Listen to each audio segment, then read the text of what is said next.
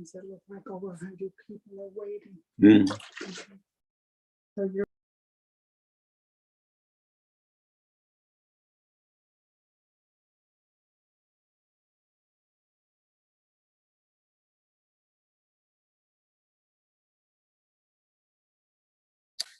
Good morning.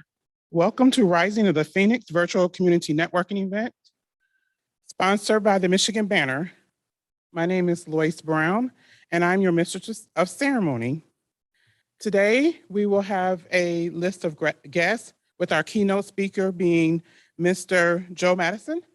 And we're going to start this morning with a welcome from the Honorable Brenda F. Moore, Mayor of the City of Saginaw, followed by a welcome from a youth perspective of Julian Morris, CEO of Swag Magazine.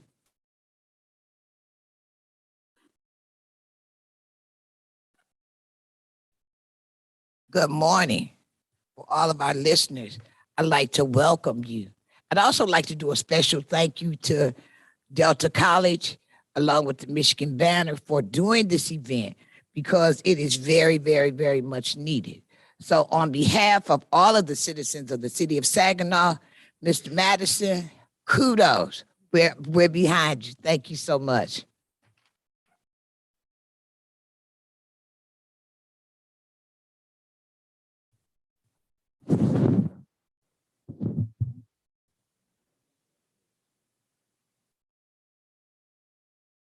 Good morning, everyone. To my state representative, Mr. Amos O'Neill, Mayor Brenda Moore, and special guest, Mr. Joe Madison, and to each of you present today for this great occasion. I bring you greetings on behalf of my team and the team writers of Swag Magazine. First, I want to thank Mr. Buckley from the Michigan Banner for providing me with this opportunity to be in the room with such greatness. At the age of 13, I started my own publication to give my peers a platform to be heard. The reason I was able to do that is because of people like Joe Madison, who give power to truth every day. Mr. Madison, you're truly an inspiration to young aspiring journalists like myself. Your activism and efforts to bring important issues to life, like voting rights, has not gone unnoticed by my generation. We salute you, and we thank you for continuing to fight the good fight. Your voice has given me a voice, which in turn has given a voice to a whole generation. I am here today to listen to you and learn from you so that I can go back to my community stronger, wiser, and equipped to take action. On behalf of Swag Magazine, we welcome you and everyone watching this event today. Swag Magazine stands with the Black Eagle, and each of my peers on my team has decided to give up something in solidarity with you, and we will write every day about voting rights until change happens. Some have given up video games, some hot Cheetos, and some just junk food in general. We see your sacrifice for our future, and it's only right that we join you in the fight. Thank you for being a part of this conversation today and for standing up for my future.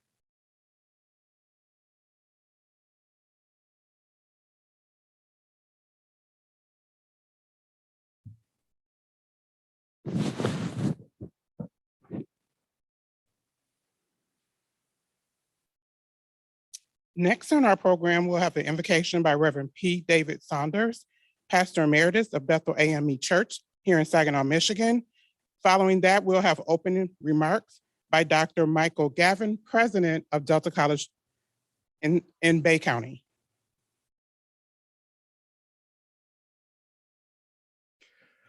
Let us pray.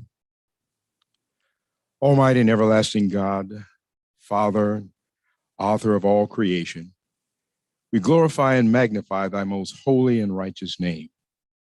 And we give you thanks for this, another day's journey. We're grateful for your love, care, and provision. And we seek to bless you by being a blessing to one another. We implore thee, dear God, to send forth thy Holy Spirit, that we might experience the fullness of your holy presence as we discuss, deliberate, listen, and act on those issues that are germane to the cause of truth, justice, and unity among your people. We pray that we might be enlightened today to engage in the activities entrusted to our hands, and that we will make a profound difference in the lives of your people. Bless us, dear God, not to become complacent among the many issues that affect the life and the well-being of your children, but to act with resolve to seek to make even so the lives of the least among us to know of your love and grace. Lord, encourage us not to put off until tomorrow those things that we should address today. As we educate, train, teach, and mentor those among us, help us to seek your wisdom to make this world a better place than that which we have inherited. Unto you, O God, be all glory, honor, dominion, and power, now and forever. In Jesus' name I pray. Amen.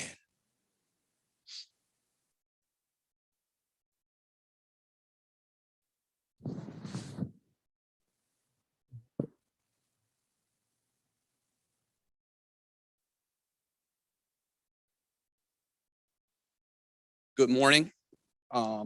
Glad to be here, grateful to be here among many scholars, some members of the church, as well as members of the press and other different politicians that are both in this room and streaming live.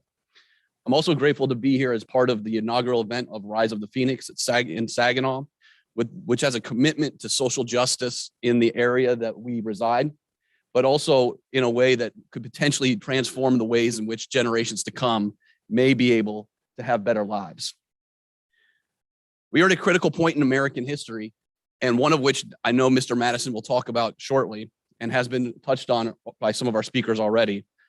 One where the issues of politics, human rights, education, health, and technology are all intersecting, but there are also people who have the ability and desire to make us think that they are not intersecting.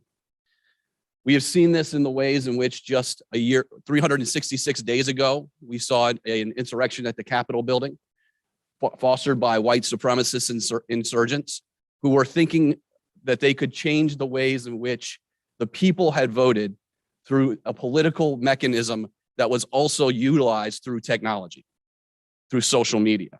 We also know that those same forces can be used for good. But we can't make the mistake to think that focusing on one single issue does not have a ripple effect across other issues as well. I was thinking about today in the program, I was thinking about the ideas that we have politicians, that we have members of the cloth, that we have a press in Michigan Banner, and educators all in the same room, all thinking about social justice and the ways in which we need to intersect and intertwine with one another in order to manifest the society that we want tomorrow by resisting some of the forces that are at work today. I was thinking about the notion that the society that we have today is one that has come as a result of inertia. And exactly as the pastor said earlier in his prayer, the acceptance of complacency is the way in which we will see a society that does not necessarily reflect what we want today. I was also thinking about some of the foremost scholars that had affected me as I had grown up in academia. Those names happen to be Frederick Douglass, W.E.B. Du Bois, James Weldon Johnson, and James Baldwin. All of these thinkers saw the intersection of what we would call different disciplines in college and different jobs in society. They saw that there is no such thing as a separation between politics and education. We know this in another way from some of my upbringing that I've shared with many people already, where I grew up right outside of Chicago, and I could see in the ways in which housing segregation occurred reflected the same way that segregation occurred in educational systems, that there is no such thing as the division between education and politics. There is no such thing as the division between housing and voting rights. All of those things intersect with one another, and they affect the future in how we operate today. There are people, and we know this today, and Mr. Madison, I'm sure will talk about it, who would like to marginalize, for instance, the idea of voting rights. Those same people are impinging on higher education in the same exact way. The fight for critical race theory in America today is being wielded by the same exact people who are trying to resist the idea that everybody should be able to vote.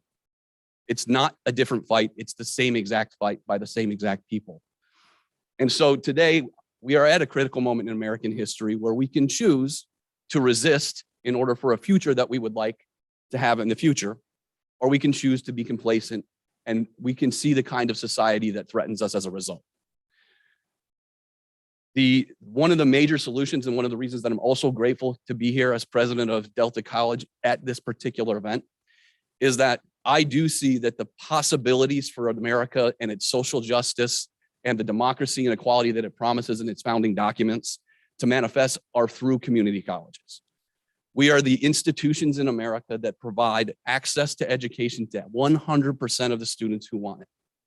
We have faculty who teach, who you will meet later today on a panel, but we also have missions and visions that we aspire to bring not people just access to education, but access to a better life through education.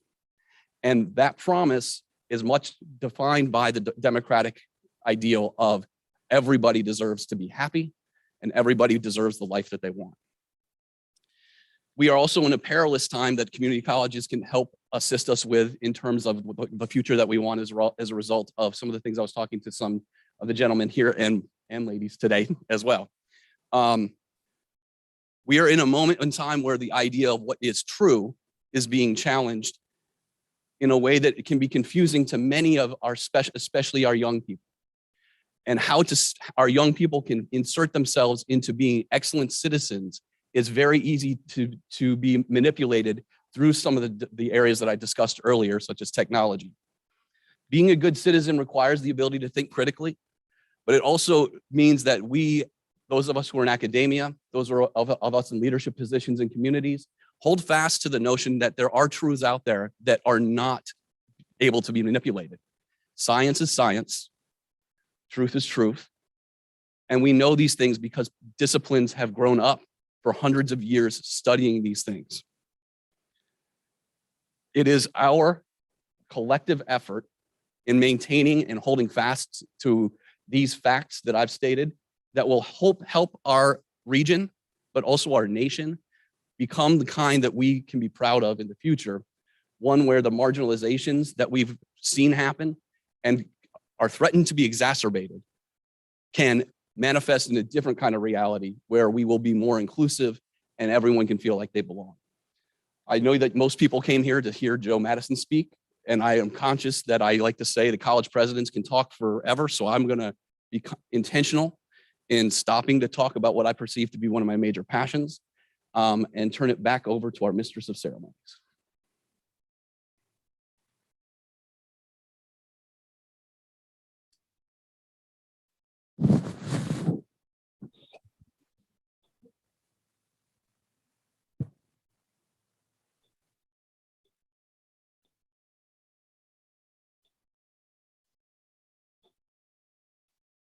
Thank you, Dr. Gavin, for your opening remarks. Next, we have on our program is Reverend Hurley J. Coleman, Jr., pastor of World Outreach Campus Church in Saginaw, Michigan.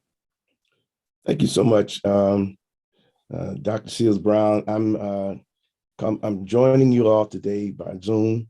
Out of abundance of caution, I'm having a little cough and things, and so I'm happy to be here to be a part of this. I want to recognize the fact that Dr. Gavin has just made an incredible introduction of himself to the community and to those who are watching, of his vision for Delta College. We're glad he's here. I want to appreciate Jerome Buckley and the Michigan Banner, and to all who are on the program. Certainly want to indicate my excitement about our guest speaker, our keynote speaker, Joe Madison. I have a wonderful experience of knowing him from a previous circumstance. And I'm just telling you all to get ready. You're going to hear what an eagle sounds like when they're up close. Our session today, The Rising of the Phoenix, the name of it comes from a Greek mythological story. To rise like a phoenix from the ashes means to emerge from a catastrophe stronger, smarter, and more powerful. It's based on this mythical bird from Greek mythology. The large feathered bird lived for 500 years before it built its own fire. It burst into flames and died, consumed in a fiery inferno. The story goes on to tell us that Sometime later, this mythical creature rose from the ashes, transformed into a greater, more beautiful, and more stronger bird than before. And we could not have a better metaphor for the moments that we're living in. This concept came to us as we were in discussion about our community. The past few years have revealed great difficulties that have affected our community. In this conversation, we realize that we are the leaders that we're looking for, and that there are others in the community who have the same desire to see a revitalization economically, educationally, culturally, socially, and politically. But this resurrection is going to require the active engagement of all the components that make up the community. Our faith leaders, our political leaders, our economic leaders, our educational leaders, and those who lead in the various social and cultural circles in our community. Those influencers, those opinion makers, those trend makers. Young people like Julian, who are standing in the gap that they see. This event today is a birthing, and it calls for leaders to come together. The rising of the Phoenix is in its formative stages. There's much room for the wisdom and insight of all of you who are connected today. This will not happen without a broad collective effort, especially since the things that we face in Saginaw are not unique, but they're being felt in communities throughout the state and country. So many communities like ours, Rust Belt communities, major urban areas with all kinds of deserts, food desert, internet, digital deserts, educational deserts. We have the blessing today of being able to hear from one of the most powerful contemporary voices in our country, in the person of Joe Madison. His national platform has given him the opportunity to see what we're facing in Saginaw and in many communities, and then to connect it to the broad stage of America. In Saginaw, we have so many good things happening, but there is a need for a concerted, unified effort to encourage transformation from the ashes of economic abandonment, of political division, of social and racial frictions, and of the generational disconnect. We can do this together as a united front. I'm asking that everybody would engage in today's conversation. Let's begin again together today. Thank you, and I'm looking forward to hearing from you, my friend Joe. Thank you, Reverend Coleman. Next, we'll have remarks from Dr. Ramont Roberts, Superintendent from Saginaw Public Schools.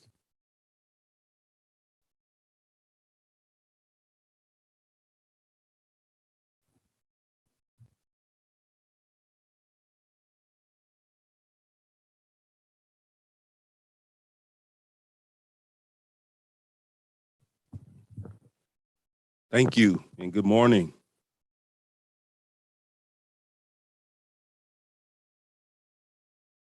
In my work as a leader in the school district and ultimately in the community, I have to do a lot of studying, and generally I study leaders of organizations, CEOs, and across some of my studies, many of the CEOs fashion statements like, if you are not keeping up with the world around you, with the pace of the world around you, then you are on your way out. And what they're essentially meaning is, if you are not progressive in your thinking, if you are not studying what's happening in the community or the larger society around you, then you will go out of business. I just heard Pastor Coleman mentioning the rising of the Phoenix and our obligation to make certain that we reinvent ourselves. In my work as the school district superintendent, that's exactly what we are trying to do in the school district of the city of Saginaw and ultimately the Saginaw city community. It is our job to make certain that we stay ahead of changes, ahead of innovation, and continue to reinvent ourselves and ultimately our school system so that we are providing an educational product that prepares our students to be able to be competitive in larger society and ultimately a 21st century economy. It is incumbent upon us as leaders in the community to continue to do that. That is part of the evolutionary process. As things evolve, you have to evolve with those things to keep up and ultimately survive. And so we take that very seriously. I take that very seriously as a leader of the school district and ultimately a leader in this community to make certain that our community has a school district that prepares each and every student for the opportunities that will exist once they graduate for high school and to be competitive in those opportunities and ultimately make our community one that's attractive for families, and young students, particularly through education, again, so that they are ready for the world. And so again, I'd like to thank everyone who put this event together. I think it is very timely. I think it is very necessary and looking forward to these continued discussions and continuing to move our community forward. Thank you.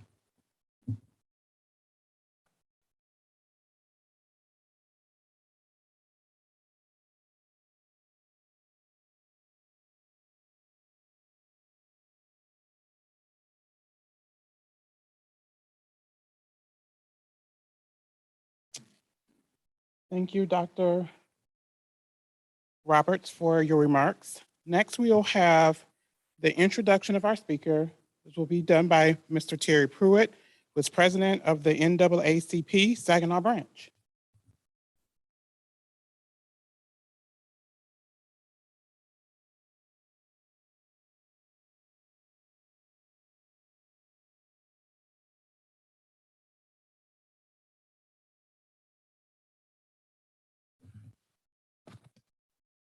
Thank you, Mrs. Brown, and I am extremely pleased and proud to be here and be a part of this event today. I'm extremely pleased and honored to introduce our speaker today, someone that I have followed for a great deal of my life. And I want you to know that, Mr. Madison, that there are a number of parallels and intersections in our lives that I will comment on very briefly because I have followed your path and my path has been very similar. There are a number of ways to describe our speaker. I'm not going to read his 2-3 page bio to you. Many of you are very familiar with Joe Madison and the fact that he's an outstanding radio personality, an activist, but there are a number of things that I think characterize and reflect and help us understand who he really is. And one of those phrases that I think can best capture this man is one of those over the course of his years on this earth who's actually walked the talk. Dr. Roberts, you were right. There are a lot of leaders that we can follow and understand how they achieved leadership status. But when it comes to social justice, economic justice, civil rights, and activism, we can count the handful of people who actually walk the talk. And so, in addition to being a radio personality, he's an immense civil rights activist and has been for many, many, many years. Joe, we share a couple things that beyond our connection to the NAACP, I have been a part of the Saginaw branch for almost 30, 35 years of my life. In the last 4 years, I've served as president of our branch, and prior to that, I served in other leadership roles with the branch of the NAACP here in Saginaw. But I see that you attended Washington University, where you were an all-conference running back. I went to Western Michigan University here in Michigan and was the captain of Western's track team, was an all-conference sprinter for the Mid-American Conference and my university. Your bio indicates that you are a baritone soloist and you performed in your choir. Some of you in this room know that Terry Pruitt has some singing talent. So there's another parallel. But this young man has throughout his career posed the question to many of us: what are you going to do about the problem that you're presenting to me and to others? What will your role be in trying to help to solve the problem? This is an individual who has walked the talk. This is an individual who has picked up the mantle and said, I'm going to do something about it. So he's led the demonstrations. He's been willing to be arrested. He's been willing to confront the CIA and the whole and the issues around the Sudanese people and their hunger problems. And as we stand here today, we need to salute this man because he is in the middle of almost a 2-month hunger strike in support of passage of the voting rights bill in Washington. And all of us need to be challenged by that because we need to be picking up the phones and talking to our elected leadership and trying to understand why we can't get that important piece of legislation passed, the John Lewis bill and the For the People Act. We need both of those pieces of legislation at the federal level because it will combat a lot of what we see going on throughout this country and in certain states. Right here in Michigan, and I'm sure you're aware of this, Mr. Madison, but there's a campaign to collect signatures to create some reforms in our election system that many of us feel are a step backwards, not a step forward. That there are things going on, and in the vein of walking the talk, I've encouraged our leadership with the NAACP to push back. We've worked with Representative Amos O'Neill, our 95th District State Representative, to talk about some things. And as recently as yesterday, we are going to be upping our game in terms of the campaign to discourage, especially people in our community, signing those petitions, because all they do is present an opportunity for our Republican legislators to do an end run around the vetoes of our governor, when we all know that many of the tactics and the reforms that are being proposed will only serve to lessen our ability to vote and participate in our democracy. So I think that with those words, I think we ought to be able to welcome an outstanding civil rights leader, someone who stands strong in the name of justice, equality, and fairness, someone who's spent his entire life working and fighting the battle for all of us. Ladies and gentlemen, I introduce to you at this time an outstanding leader, Mr. Joe Madison, the Black Eagle. And let me say, Mike, I am now in a very difficult position because I have been listening to probably 4 or 5 of some of the most outstanding remarks that I have heard before a keynote speaker begins. I could have actually sat here for even longer. All of you seem who have spoken, from the young man, isn't it impressive when you think about it? he started his own magazine, and what, he's not even, what, 16 years old? I forgot his age. I can't even begin to think, what was I doing at the age of 13, 14, or 16? And it certainly wasn't about starting my own magazine. I want to say thank you, Madam Mayor Moore. I really wish that I could have traveled to Saginaw. We had planned for this to be in person so that we could all meet and greet each other. But there's as you heard, I'm in the middle of the 61st day of a hunger strike. And let me just explain that there are some physical challenges. I started off November 8th. At about 194 pounds. And as of yesterday, I'm down to now like 171. And I was teasing a friend of mine. That was what I weighed in high school. And people, and again, it's not about weight loss. Believe me, there are easier ways to lose weight than not to eat any solid food. But let me just explain this for a moment. There was all of this discussion about, do we or do we not carve out the filibuster, which, by the way, isn't in the Constitution.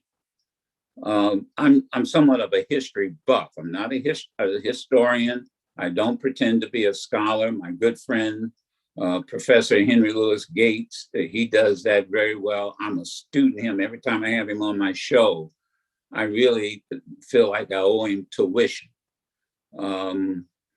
But I began thinking about what happened after a 7-year experiment we call the first Reconstruction.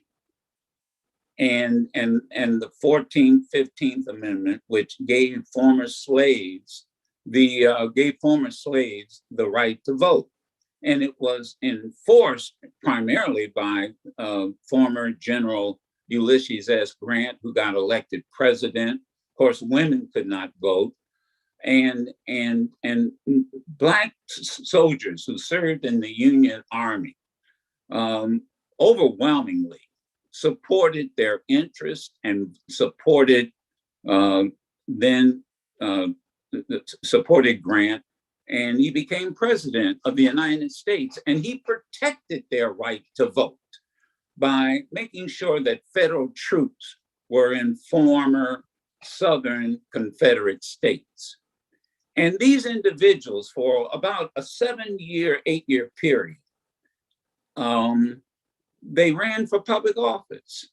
You had former slaves that became U.S. senators, became members of the House of Representatives. In South Carolina, they were elected overwhelmingly to the state legislature, and they served. They got elected and served as members of the Board of Education. They established colleges.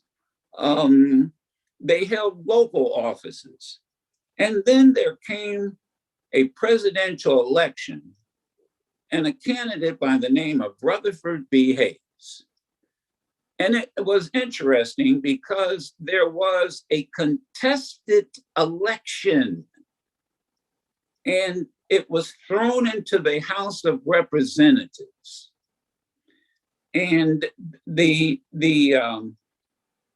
Southerners, who are from former Confederate states, who served in the House of Representatives after the Civil War, saw their entire world, their entire culture turned upside down.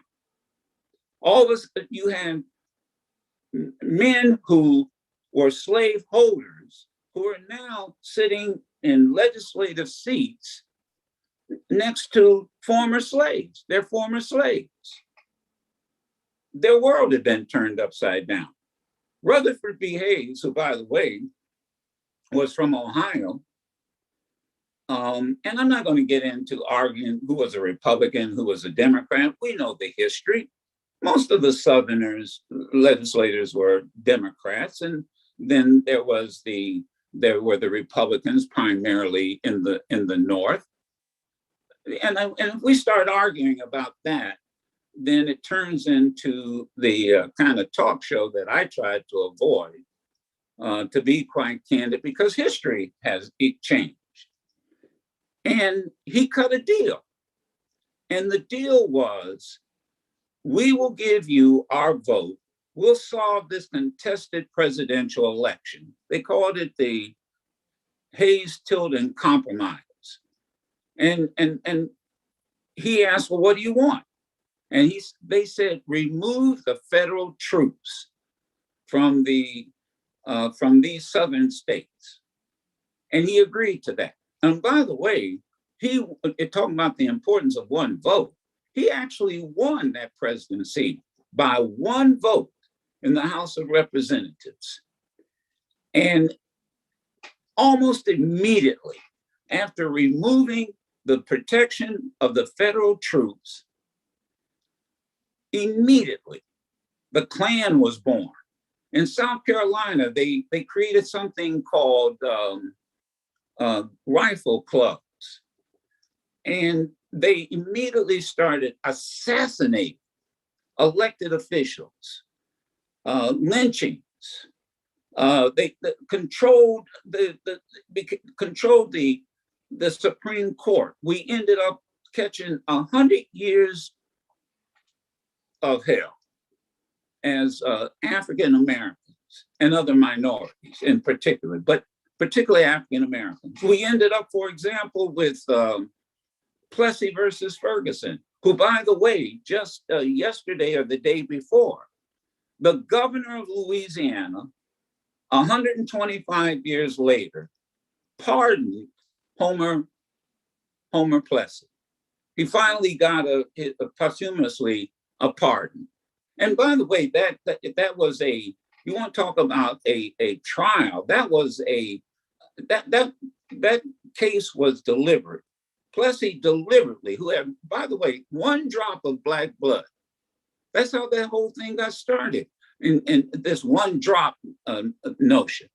If Plessy would walk into where everyone is now, he could pass, as we would often say.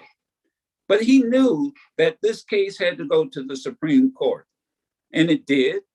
And we ended up, because of what happened with Rutherford B. Hayes, we ended up with the separate but equal law, which in essence gave way to black codes, voter suppression, and again, it didn't get resolved until 1965.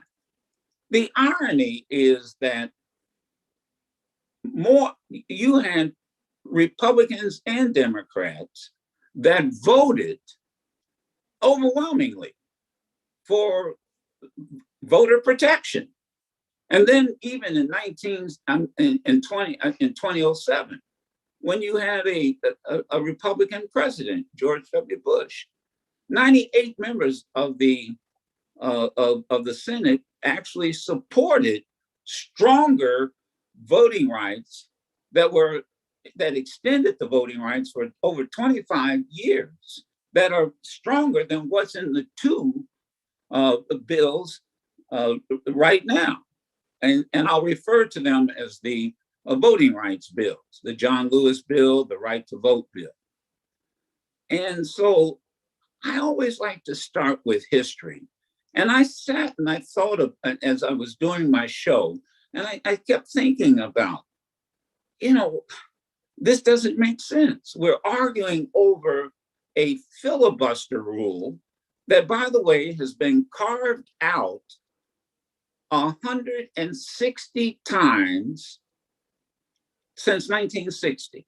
They just recently carved out the filibuster rule to increase the debt ceiling. And 2 senators are holding it up, 2 votes right now, 2 votes. And thank you so much, Mr. President, because it was because of the NAACP. Now, let me tell you about, again, the importance of all our organizations, but the NAACP did a scorecard.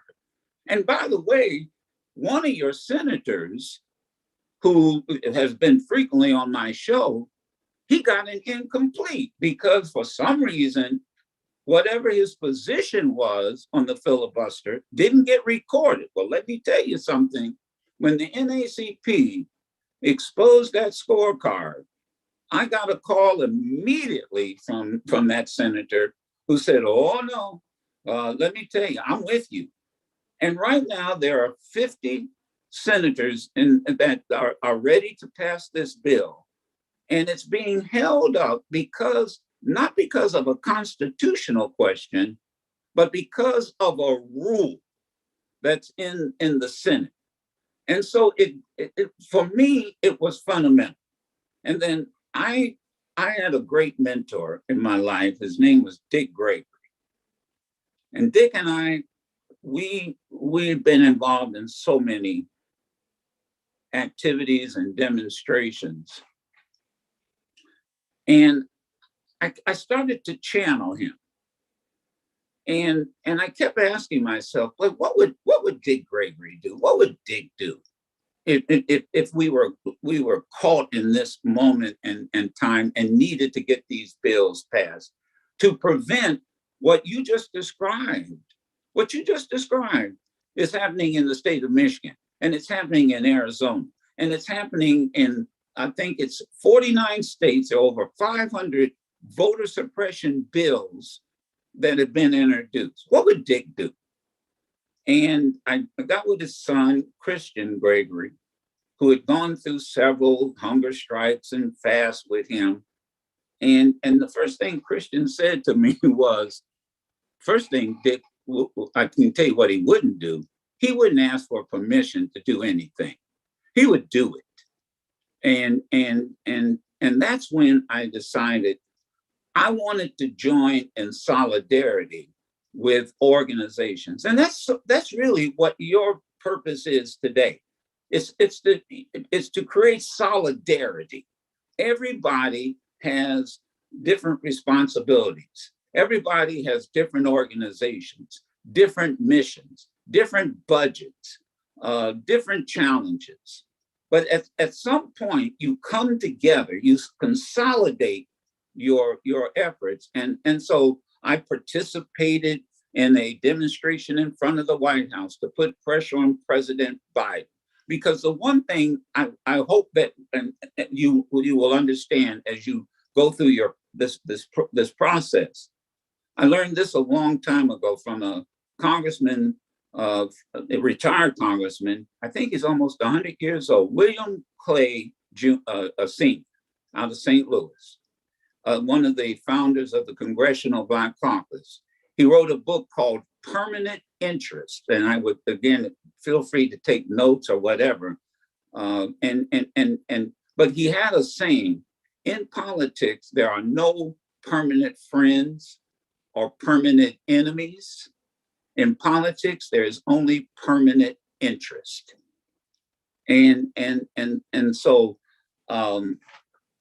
So I demonstrated in front of the White House. Melanie Campbell, leading a group of civil rights activists and women, have marched on and been arrested. She just got arrested yesterday in front of on Capitol Hill.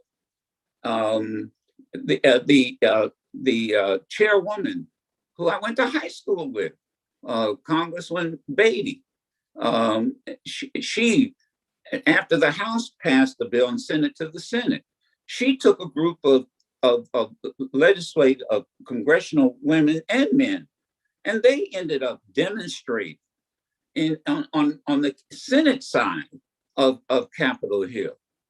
A group of young students from Arizona decided they were going to go on a hunger strike. They didn't ask permission. Next thing I look up, they're flying from Phoenix, Arizona, here to Washington, D.C., lobbying Senator Sinema.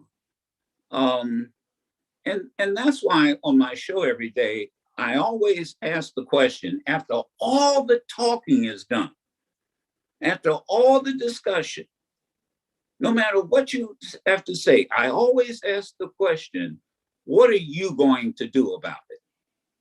And it's amazing. We call it in my business, we call it, you hear crickets. Because people don't know how to respond to that initially. Now folks are kind of getting around to it. And the reason I ask that question is because, and this is the kind of discussion I hope that you'll have, everybody can do something. Look what the owner of the Michigan Banner did, who got together with a bishop, who got together with a reverend, who got together with this organization and that organization. Now, I can't do what a publisher and the owner of a newspaper does. And I certainly cuss too much to do what bishops and reverends do, but I do put $1 in the cuss jar. I won't today. I know better to do it today, but I do donate the money to charity. And I have had the blessing of the Episcopal bishop. As long as the money goes to charity, he's okay with it. Just pray for me. But I say that, but the point is, as you're talking and discussing, remember, everybody can do something. Bottom line is, most people, quite honestly, don't do anything. And so that was how I decided I've got to up the game, so that as I close on this issue about the hunger strike, it's a form of protest. The purpose of a hunger strike is to draw attention to the issue. And if people see, whether it's me or Dick Gregory or whoever it might be, hunger strikes have been used as a form of political protest for centuries. And if people say, well, wait a minute, he is sacrificing his health or his body for this cause, then what can I do? And just yesterday, when I must admit, after 60 days yesterday, I was kind of low. It was not a good day. And there were physical challenges that I won't bore you with. But the reverends, the ministers in the room will understand this. And I don't want to sound like a theologian or a minister, but there's something that's interesting. God works in mysterious ways. At what was probably my lowest point, my lowest weight loss, different things were changing physically and mentally for me. God sent better angels. And there was an announcement made that over a dozen prominent ministers announced yesterday that they were going on a hunger strike for 11 days until this bill hopefully is passed or voted on King's birthday. And even though it's been non-solid foods, it lifted physically, it lifted my spirits, and it was a reminder to hang in there.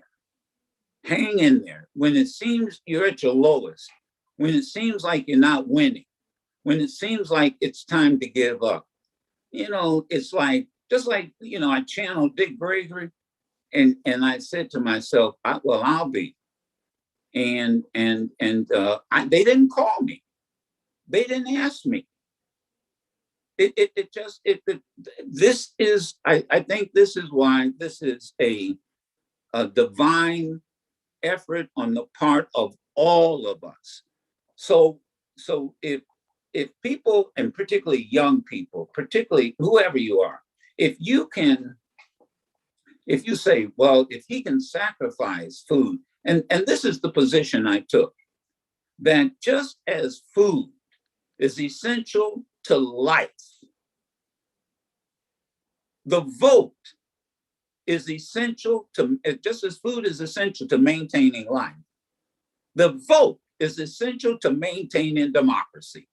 There's no ifs, ands, buts about it. And there's no way that when the historians, maybe some of you in this room, within this Zoom, when the historians write about what happened during this period of what some of us call the second Reconstruction, I don't want my children or my grandchildren or my great-grandchild to ask, well, what did Papa do about it? What did you do about it? And so that's the approach that I took. And I didn't know what was going to happen. I didn't know if it was going to take 30 days. I don't know whether it would take 60 days. I don't know to this day. I don't know what Joe Manchin is going to do. I don't know what Christian Sinema is going to do. But I know they have a political, moral, patriotic responsibility not to worry so much about a Senate rule, but they need to worry about what we had to recognize yesterday. There were people who tried to destroy this country and everything it has stood for. We went through too much hell at the end of the first Reconstruction. We fought people sacrificed more than food for the right to vote. And so, I can sacrifice solid food. I never knew there were so many different broths out there. I can sacrifice solid food. When I think about the three college students, Goodman, Schwerner, and Cheney, 2 white men, 1 black man, when I think about what they did to them, and they were simply registering people to vote. When I think about NAACP, Mr. President, the Moore family on Christmas night, these haters, these white supremacists, planted dynamite under his house and blew up his house. He died. He was president of an NAACP chapter in Florida, and he died on the way to the hospital. His wife died 9 days later. They blew up his house, all because he had been involved in registering people to vote, involved in fighting police brutality. He was one of the first martyrs of the NAACP. That's sacrifice. And so I start with the premise, and you'll hear this throughout what I'm going to mention, and that is some time ago, someone was asked, a professor, Ron Walters, the late Professor Ron Walters, he was the chairman of the Howard University Political Science Department. He was a guest lecturer at Fisk University, and he was telling students that he appreciated their involvement, their demonstrations, but he said, those are just moments. They're just moments. You've got to turn a moment into a movement. And one of the students asked him, well, what's the difference between a moment and a movement? And he said that all movements require sacrifice. That's the difference between a moment and a movement. All movements require sacrifice. And so I say, as you have this moment, this initial effort, you've got to decide before you leave today, are we willing to do all the things that were mentioned in the prelude to the beginning of this program? What are we willing to sacrifice? Because today has to be more than just a moment. Now, having said that, I'm going to suggest, and I understand the mythology of the symbolism of the phoenix, but let me give you a different perspective. I think you ought to think like an eagle. A little self-serving on my part, but I think you ought to think like an eagle, because the eagle flies above the storm. The eagle can see ahead. The late Reverend C.L. Franklin, great sermon, and the ministers know this. That sermon was given back in 1951, I believe. The eagle stirreth the nest.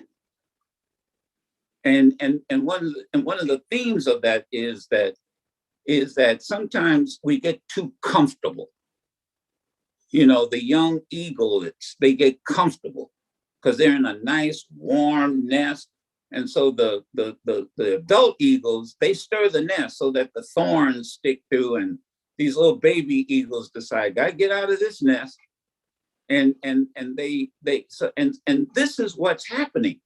You know what happened was, and in a way, in a strange way, what happened a year ago with the domestic terrorism we experienced, it really might have been God's way of stirring the nest.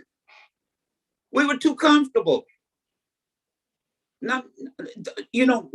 Too many people didn't go to vote.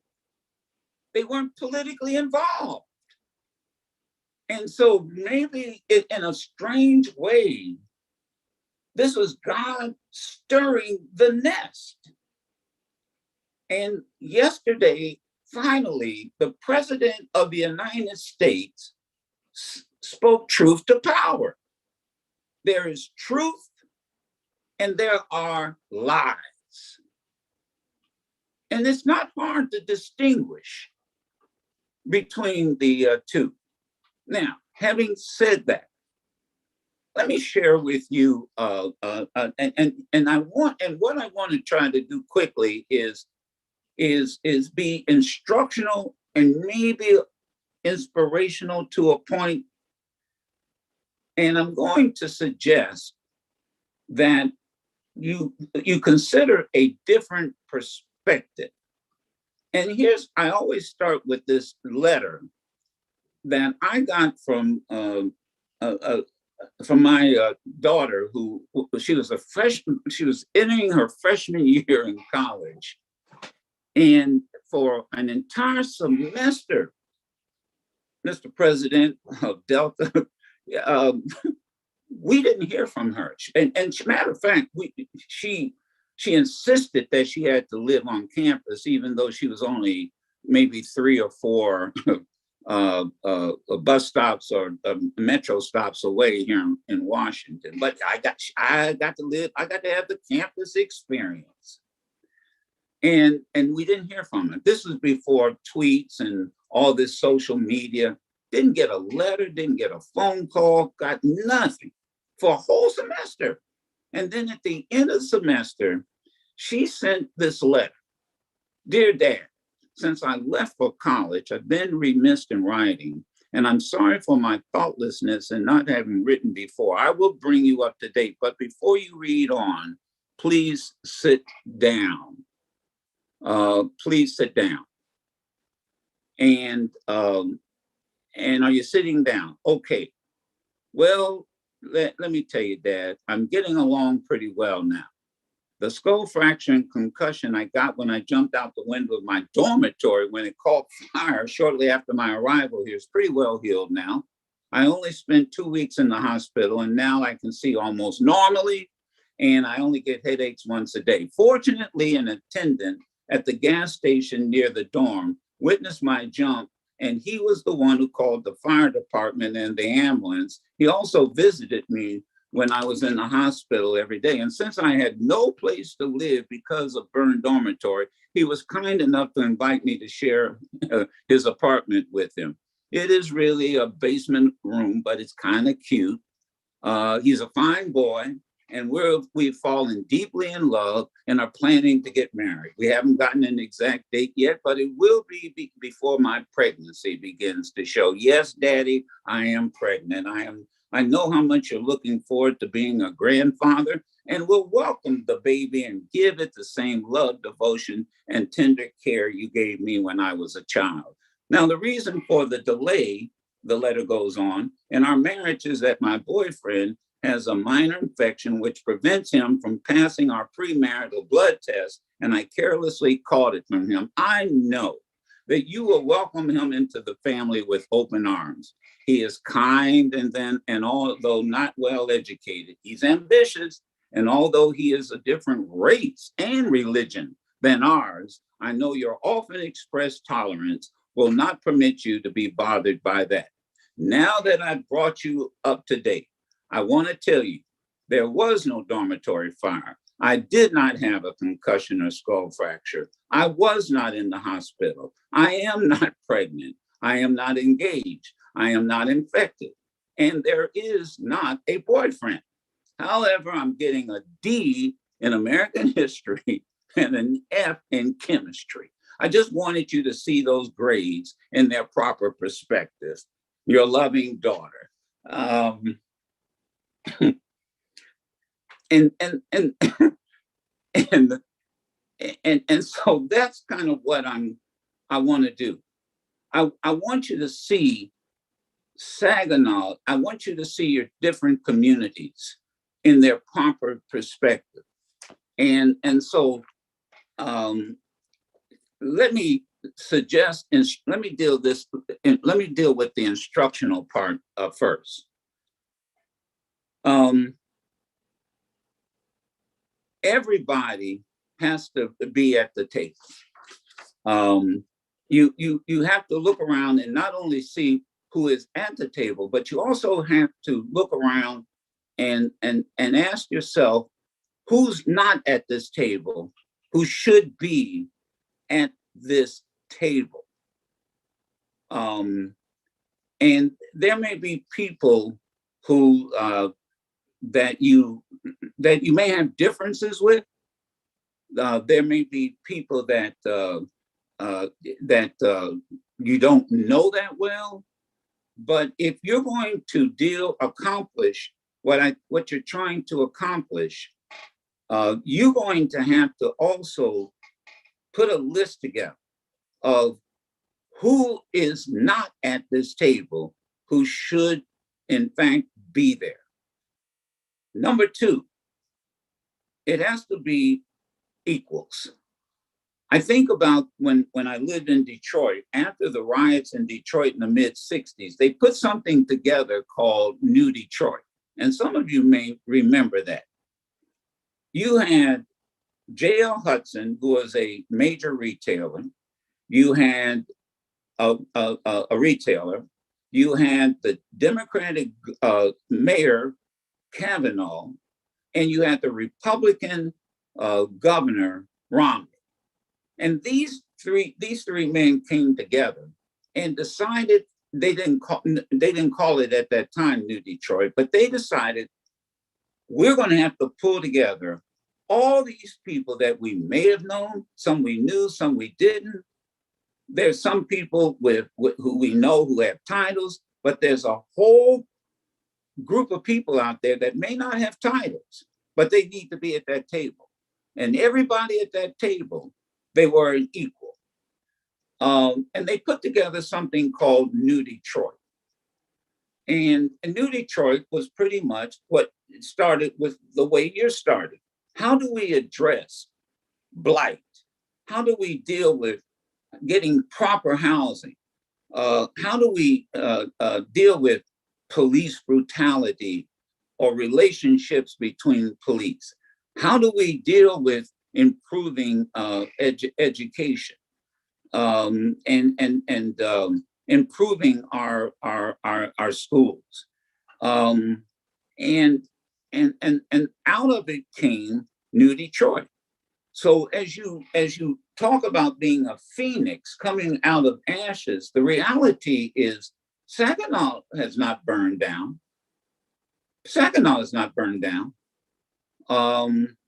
You go with what you have and then bring together the powers to be. Some of them are at the table. And then today I had a great discussion with Bishop Campbell. And he said something that I hope is repeated. And that is in your meeting. And that is, before we go to the people with resources, because if we're going to deal with redlining, which is a problem, for example, you got to go to the top.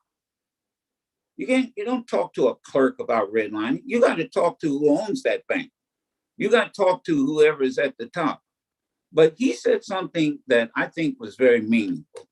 And that is, you got to get your plan together. You got to have a blueprint. You have to go with your plan in hand. This is what we've determined. This is what we need. And we've all come together.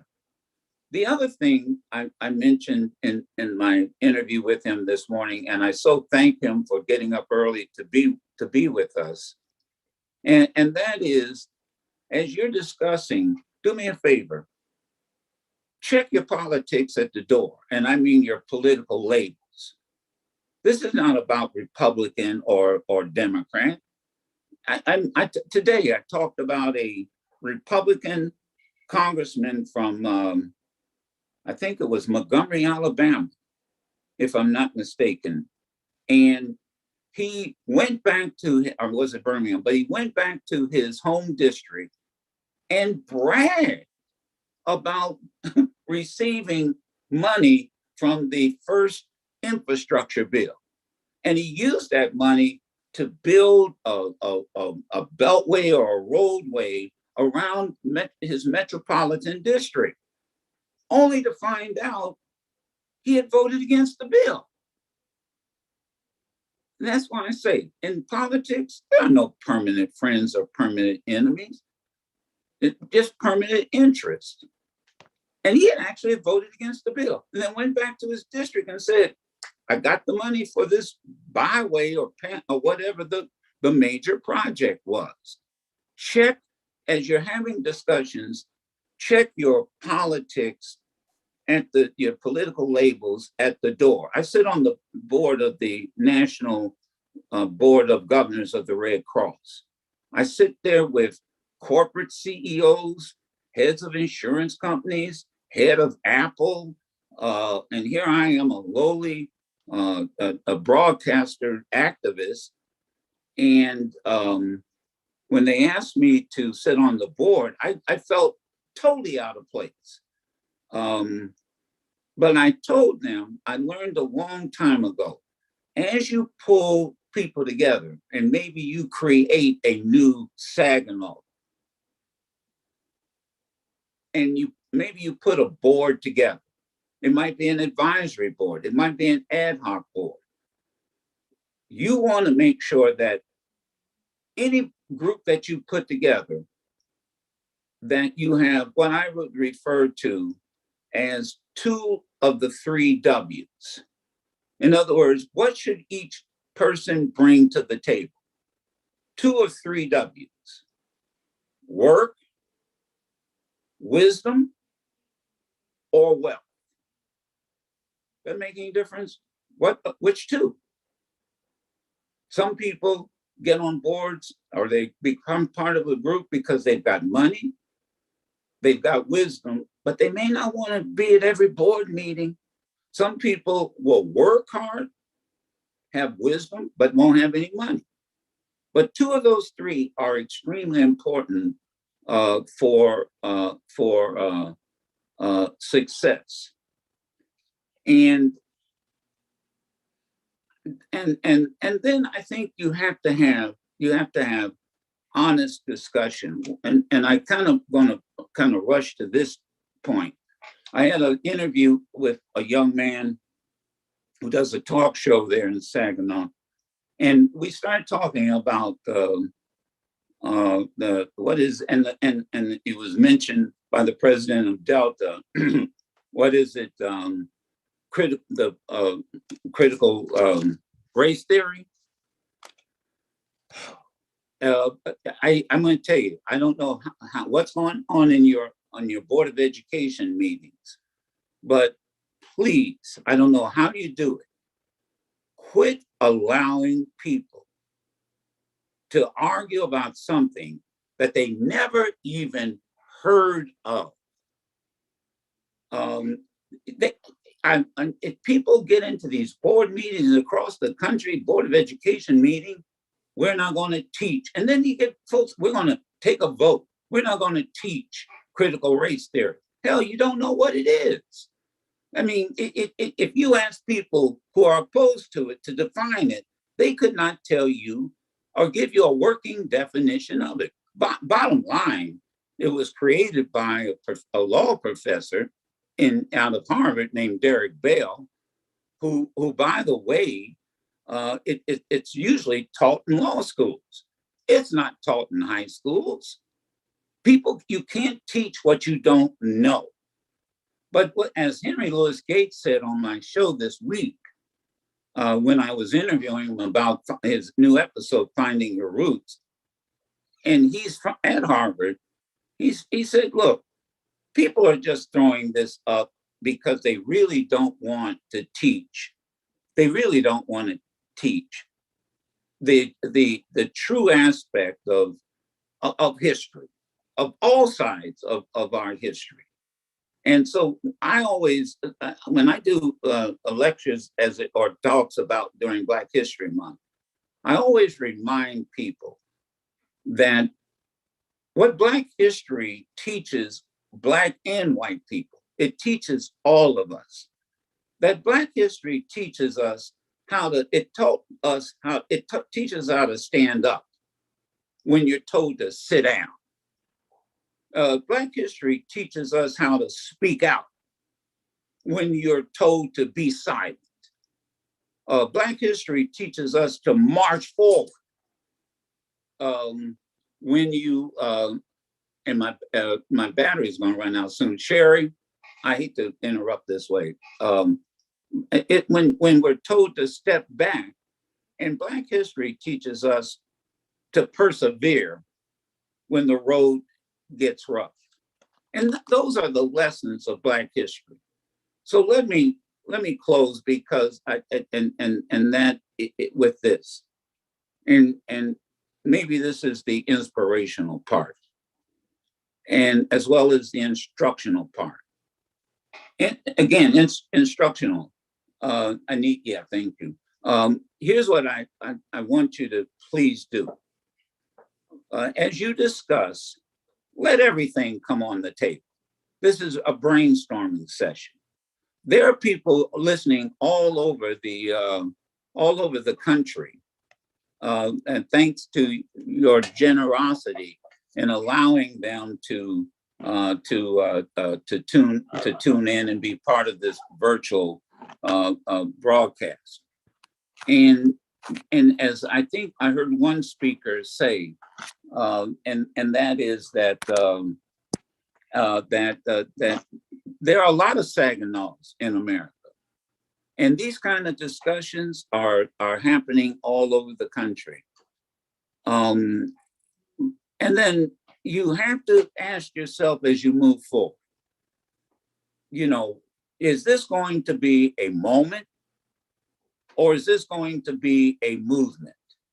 And if you jump out here and say, well, it's going to be a movement, then you have to ask yourself, your organizations, your institutions, your businesses, what are you willing to sacrifice?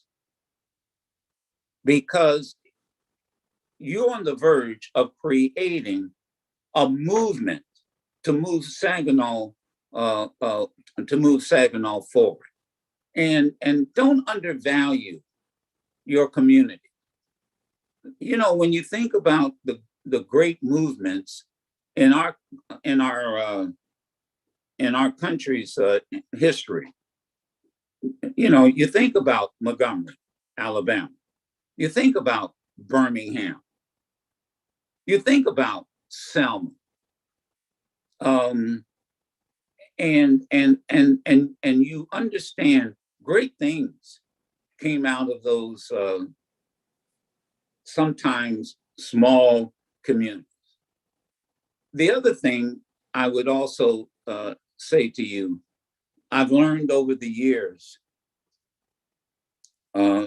working with organizations, doing what all over the world.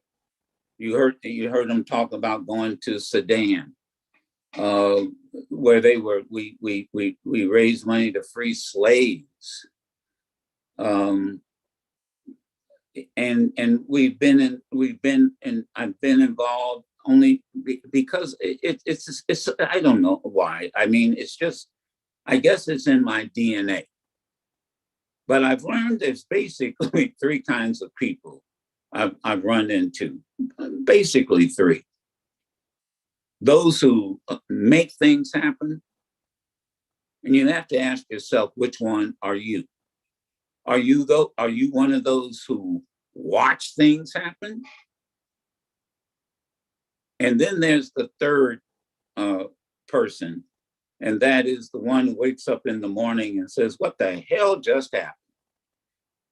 And so I close by also wanting to send a message to the young people in the room. And basically it's a message to young and old. Give the young people an opportunity to not only get involved, allow them to make mistakes. You know, allow them to be part of this effort. Listen to them carefully, particularly when they show you how to use social media, because that's their means of communicating. I've said, it's interesting, my wife Sherry, who's my executive producer, she says, we got to hit the streets again. We got to have marches in the streets again. And in a way, she's right. I hear you. But at the same time, isn't it amazing how with this thing we call social media, that, you know, I said this the other day sarcastically, you know, you can, you know, you get a what is it, a image on you know, Instagram, on this thing we call social media, of a cat scratching its ass, and you get 1 million hits. And I say that on my show down there every day. If 1 million people who would sit there and hit a keyboard to say they like a cat scratching its butt, you tell me that 1 million people can't communicate with Congress, can't communicate with Sinema, can't communicate with Manchin? You mean, and so we've got to learn how to blend the old with the new. But let me say this in closing to the young people. Somebody sent this to me. It's a very interesting letter. And I don't know if it was a letter as much as it might have been an essay. And it was titled, It's in Your DNA. And so this is my message to those of you who are much younger than I am. Someone down your ancestry line survived being chained to other human bodies for several months in the bottom of a disease-infected ship during the Middle Passage. Lost their language, lost their customs, lost their tradition, picked up the English language as best they could while working free of charge from sunup to sundown as they watched babies sewed out of their arms and women raped by ruthless slave owners. They took names with no last name, no birth certificates, no heritage of any kind. They braved the Underground Railroad. They survived the Civil War to enter into sharecropping. They learned to read and write out of sheer will and determination, faced the burning crosses of the Ku Klux Klan, averted their eyes at Black bodies swinging from ropes hung on trees, fought in world wars as soldiers, returned to America's boys. They marched in Washington, D.C., hosed in Birmingham, jailed in Wilmington, assassinated in Memphis, segregated in the South, ghettoed in the North, ignored in history books, stereotyped in Hollywood. And in spite of it all, someone in your family line endured every era to make sure that you would get here where you are now. And you receive one rejection, you face one obstacle, you lose one friend, you get overlooked, and you want to quit? How dare you entertain the thought of quitting? People you will never know survived from generation to generation so that you could succeed. And I say to all of you right now, and particularly to the young people, don't you dare let Saginaw down. God bless you, and thank you very much.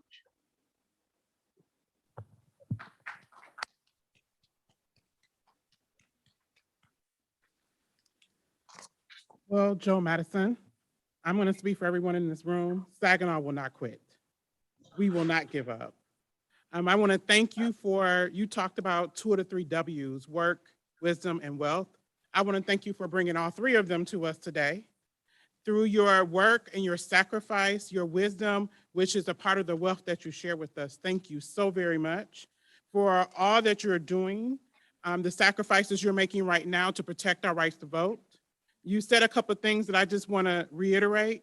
Just as food is essential for life, the vote is essential to maintaining democracy. And that's something that we need to remember as we're taking our next meal and Joe is drinking his broth. This is important for us to remember. And I want us to also remember that as he talked about, the eagle stirs the nest to get rid of comfort. We've been comfortable for too long, and it's time. And I want to thank the Black Eagle for stirring the nest, because you did that today. So thank you so very much. And I want to also thank our streaming audience and for the awesome comments that you have been sharing online about this event. And Mr. Madison and the words of wisdom he's sharing, thank you for joining us today.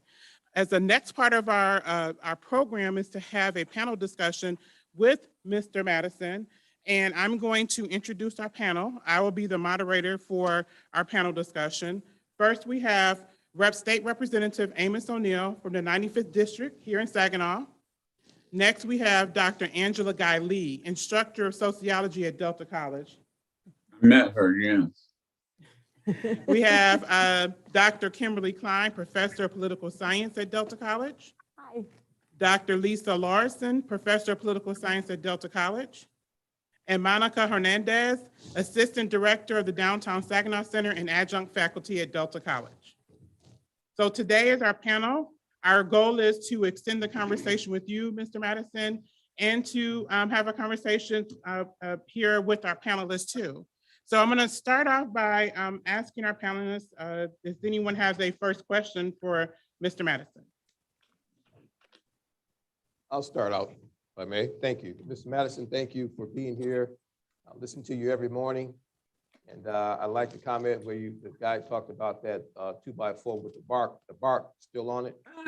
You heard that today. Yeah, I heard that. I said, that was pretty good. It was. I never heard of being hit by a 2x4 with the bark still on it. You know? Yeah. That's a piece of tree. But thank you for being here.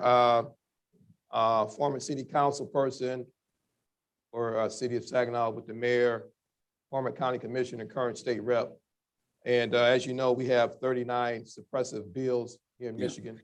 We're fighting on that, as the president said, but other than the John Lewis Act and the Freedom to Vote Act and Electoral Count Act bill, are there any other bills that we need to have our eyes on at the federal level, Mr. Madison? Well, I would immediately, what comes to mind are two bills. One, certainly the next big push is going to be the Build Back Better bill. There's no ifs, ands, buts about that. Because that deals with what they are referring to a social infrastructure, and it will also address they hope issues of inflation, which we're all suffering and dealing with in grocery stores, the filling stations. It certainly will help working mothers. It's really ironic. You pass a bill to deal with physical infrastructure, roads, which, by the way, everybody's going to get a piece of. If you got to build a road, the person who, in essence, sells cement or whatever, concrete, they're going to get theirs because they're going to have to supply, and then they create jobs, and then people have to be able to be in a position to take those jobs. So the Build Back Better bill it deals with these issues that free up individuals to be able to take advantage of the infrastructure bill, which, again, Republican or Democrat, quite honestly, it's going to benefit both sides. That's why Mitch McConnell was very, it's interesting. He was telling his folks not to vote for it, but then when that tornado came through Kentucky, they not only were looking for that emergency money that was allocated, but he also realized he's going to need some of that infrastructure, Build Back Better money.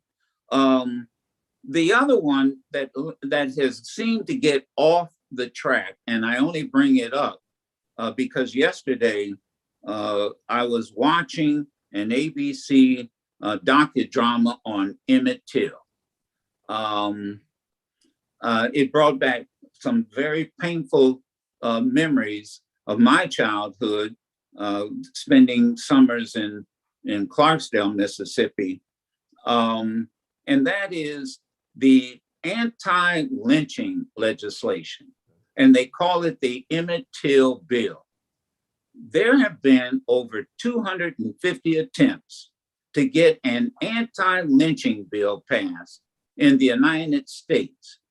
And it's being held up by, I think it's Ryan, the junior senator from Kentucky, once again, because of the way the rules are written in the Senate. But those are the two bills that are at the top of my mind.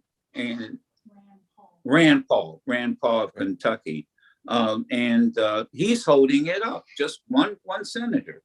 But there are there are any number of bills. I'm certain the professors at the table can delineate, but right off the top of my mind. But I can tell you, once we get past this these voting rights bills, I can tell you the big push is going to be on the Build Back Better legislation. Thank you, Mr. Madison. All right, next, Dr. Klein. Yes. Hi, Mr. Madison. Hi. First of all, I want to just say to all of you, I'm so honored to be here, and I feel alive right now. And so I just want to put that out there first. My question is, I listened to your podcast, and I've been listening today, and I'm one of those people. I'm a worker, and I hear that call to action. And as a former athlete and as a coach, I hear it. And when I hear that, I want to know, okay, let's roll here. Let's get going. So my question is, how can we as Delta College and those that represent Delta College, how can we gain credibility and the trust in order to solidify our role within our surrounding communities? You know,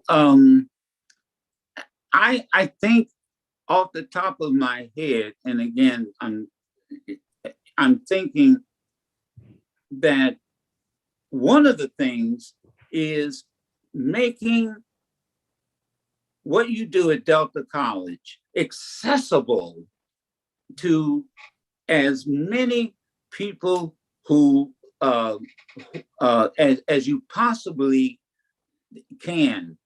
I'm a big proponent of community college.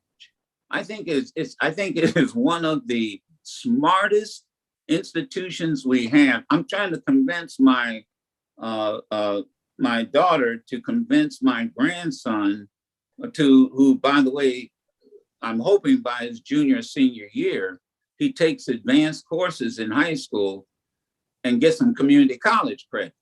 And I think that outreach, the community college needs, can really push with outreach, which goes back to the point I made about who's not at the table. You really want, education is the great equalizer. And I would like to see community colleges go into, I'll just say it straight up, the poorest communities, and provide some type of outreach. And I'm not the kind of person that can tell you what the blueprint should be. But let me tell you, that education is the great equalizer. And because you hear it all the time. I heard it when I was going to college. I'm the first to graduate from high school in my family and go to college. And here I am, decades later, and I'm still hearing students say that. We shouldn't be we shouldn't be talking like that. What do you mean you're the first to go to your college? And community colleges are an excellent way to start. The other thing, correct me if I'm wrong, it saves a hell of a lot of money. I mean, if I can get 2 years of, community college and then transfer over to, to a 4-year school. And the funny thing is, where are the athletes in the room? Athletes used to do it all the time. Football players. They didn't call them community colleges. Correct me if I'm wrong. They were junior colleges.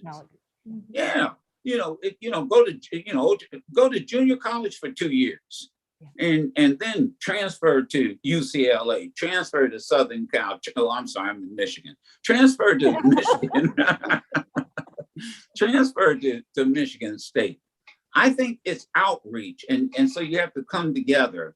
I think you got, and you want to go to where the greatest need is, which means that you've got to bring and this is, once again, who's not at the table.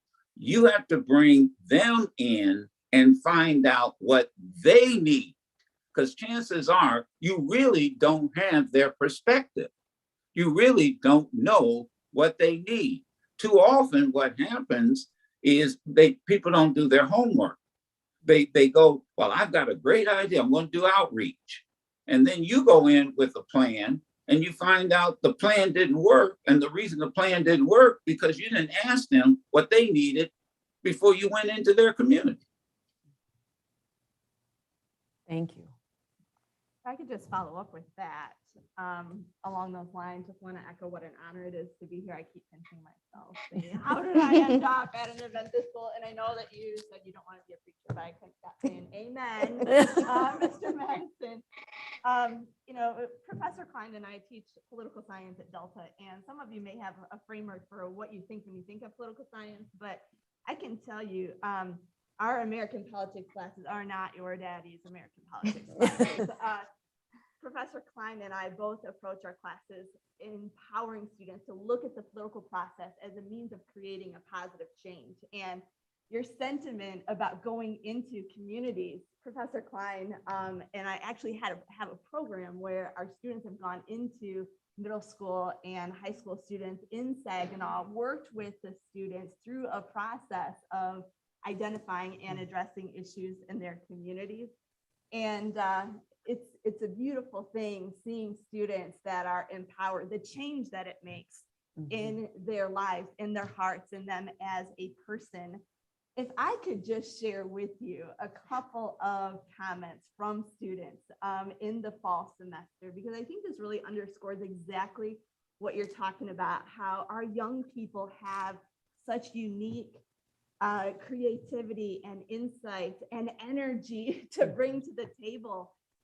They see these problems in their communities, but they don't feel like, number one, their voice matters, that it's heard, and number two, that they have the skills and the knowledge to do something about it. And yet in a class where they're empowered, they can walk away from the class saying things like, I learned the value of democracy should be greater than the issues that we have. What's at stake in our democracy is someone not sharing the same values or perspectives as you, having others make decisions for you, which is not equality. And then just to kind of give a hats off to Representative O'Neill, one of the things that my students have done in their classes is after they've researched issues of concern in their communities, they bring them to the attention of lawmakers. And you would not believe the impact that has on them. One student said, I cannot stress enough that when Amos O'Neill liked our solution and urged us to take the next step, that push from someone in power proved to me the weight of democracy, the sheer weight that comes along with voicing concerns. And so I think that these comments are especially pertinent, considering that, as we've already addressed community colleges, we serve some of the most underrepresented and marginalized populations in America today. And yet we have such a unique opportunity and privilege when they get into our classrooms to give them the tools that they need to become co-creators in the kind of community in which they live. And I know I'm preaching to the choir, but this could not be a more critical juncture, I think, in our democracy when you have 64% of Americans who are saying that democracy is in crisis or at risk of failing, right? And folks, if we don't have a peaceful democratic means of creating change, what does that leave us with? Yeah. Right? Non-peaceful means, as we've seen. So let me just wrap it up, I guess, with a question to you. And I know Professor Klein kind of stole my thunder a little bit, but I'd love for you to speak to how community colleges can maybe even institutionalize or create a culture of student empowerment, right? Where students just get the sense that this is a place where I'm going to get an education that allows me to shape the world in which I live. It's not just for passing a test, right? It's not just for a letter grade on a transcript, but it's to become that co-creator in our democracy. Well, as you're talking, I guess the other thing, one of the things that came to my mind, because I know you're political science professors, and maybe I should have said this up front about the other thing, and it does speak to another aspect, and I'm not certain how the curriculum at Delta, but I'm always reminded with callers, and this is one of the things I really appreciate, the fact that you're really not picking my brain, but you're allowing me to share with you what people around the country who call into my show and sometimes challenge me. I challenge them, because I always ask, what are you going to do about it? And then they share with me their thoughts. But another thought that came to my mind, and maybe this speaks to it, and that is when I talk to some of the organizers, and they were talking about housing, the need in Saginaw for housing, or Flint and Bay City. It was this morning. The bishop said, one of the things his organization, his church has been doing, are one of the things that concerns him. You have all these vacant lots. We got to build housing. We need affordable housing. Everybody is not going to be a political scientist, or as folks always say, college is not always for everybody. I laugh because I always tease my audience by saying, in my next life, I want to be a plumber. Because hey, I'm telling you, I have to pay my plumber $70 just to walk through my door, and he hasn't even pulled out his wrench, or a carpenter. And so the reason I say all of that is because you have to look at the whole thing. If issue of public housing, not public, affordable housing, the need to build housing, you need plumbers, you need carpenters, community colleges, many of them in the Washington, D.C. area, and that might be true there. And so if it is, I apologize for not recognizing it. But if you really want to, nothing builds strong citizens when they have good paying jobs. When they have good paying jobs, they are invested in that community. When they have good paying jobs, you'll be amazed at how all of a sudden, and the state legislator can tell you this, they get concerned about their taxes. When they got good paying jobs, they are concerned. They're concerned about their community. Good paying jobs, developing good paying jobs, and everybody is not going to want a college degree, or do they need one in this day and age, makes them good citizens.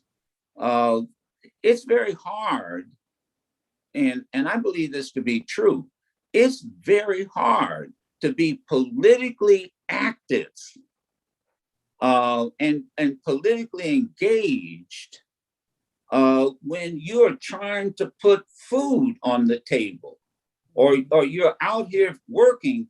How does one who has to work 2 or 3 minimum wage jobs focus in on politics? You can't. I mean, I walk around Washington, D.C., with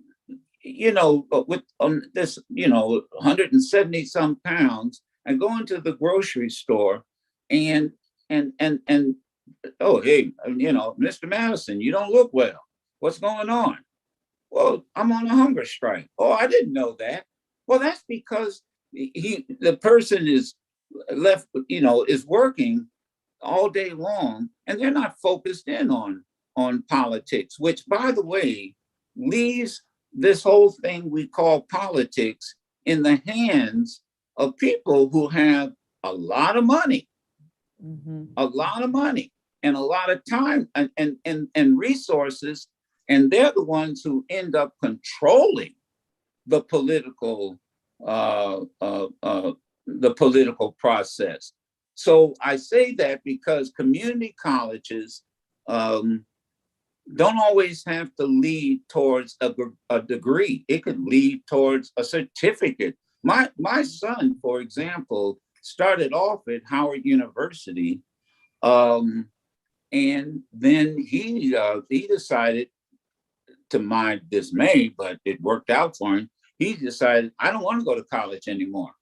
And now he's making 6 figures as an IT technician. I'm going, whoa, excuse me. And so I get, and that's what I mean, and I'm saying facetiously, you know, when you start building a community, you start dealing and getting investment to build up a blighted neighborhood, you're providing, you're talking about jobs. So who's going to train? Who's going to train the plumber? Who's going to train the carpenter? And it used to be, when I lived in Detroit, it used to be unions did. They had apprenticeship programs. They had programs that the union invested in. And so this now could be the role of community colleges. So those who want to go on to get advanced degrees, you've got that aspect. But then there is a large group of people out here. I'm not interested in getting a degree, but I'm interested in training. I'm interested because let me tell you, they'll probably be working and doing their thing, and you'll be paying them. And so that's one thought that comes to my mind.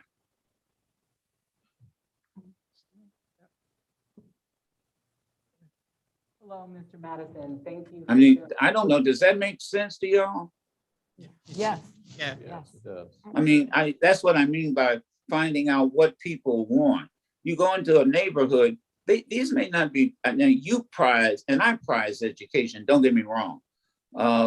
But some people are now saying in this day and age, you know, like, and with this build back, with this infrastructure, the jobs, oh my God, the jobs, it's going to be solar. It's going to be making batteries for cars. It's going to be building highways. And you don't need a college degree to do that.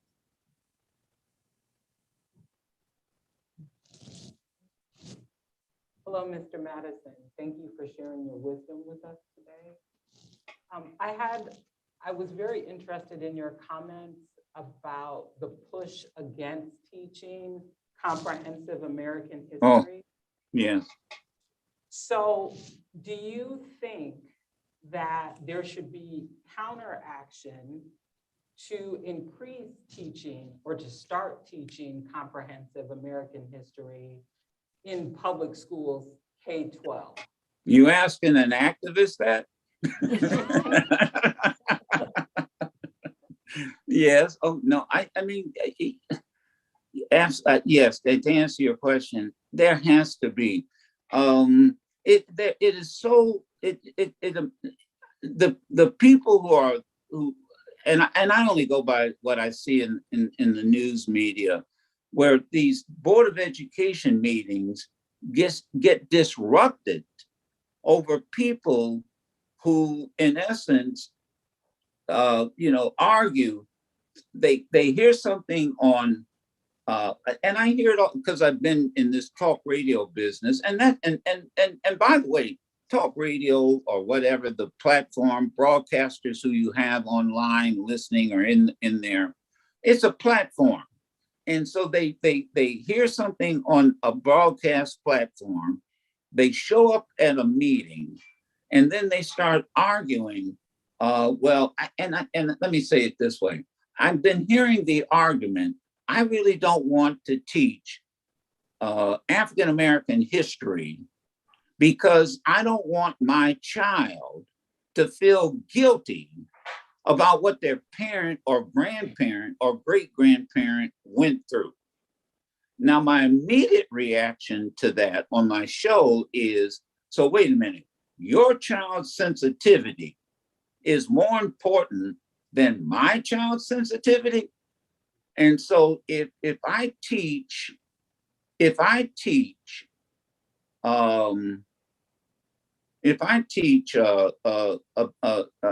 say German history or European history or World War II history about Nazism. And so a parent of German descent might say, well, I don't want you to teach what happened in Nazi Germany because my third or second generation German child may be embarrassed because of what their grandfather did. I mean, it's illogical. It's absolutely illogical. So I go through high school. I go through high school. Now, here's the other thing. I go through high school being taught European history. I could name you I could immediately name 10 European countries, and maybe their capitals. And then I remember asking students when I would lecture, name me 10 countries on the continent of Africa. And the first thing they usually start off with is Africa. Well, no, excuse me, Africa is a continent. And then let's fast forward to where we are today. Most students, most people don't realize 85% of the minerals and resources we need to operate as a country come from the continent of Africa. Every one of you are sitting there with a cell phone. And one of the major components of that cell phone is an element that comes off the continent of Africa. And the United States, most of us, except those who are maybe scientists, know this. But let me tell you, the Chinese know it. When I was in Sudan, in South Sudan, the Chinese government is all over the continent of Africa, and they're mining. They are establishing businesses and themselves. Dr. King always referred to it, and he was so far ahead of himself. We live in a global village, and that's why that's why the history has to be taught. It has to be complete. It just can't be the victors, those who were victorious. You got to teach both sides of it, because as I said, where's the one aspect when it comes to, what did I do with that? When it comes to particularly, African American history, and what I always talk about cultural conditioning. Now, let's see if this makes sense. History is part of our culture. Culture is everything. Everything I'm seeing is with your dress, your food, your language. Culture is everything. We live, and I've said this on my show, and it's debatable if you'd like to debate it. In America, we are culturally conditioned to believe that white is superior and black is inferior. And the manifestation of that type of cultural conditioning, because in many ways, the way history is taught, Black America has been undervalued, underestimated, and marginalized. And so history allows us to recondition how we think. So that no race, no nationality is undervalued, underestimated, or marginalized. See, racism is not complicated in America, in my mind.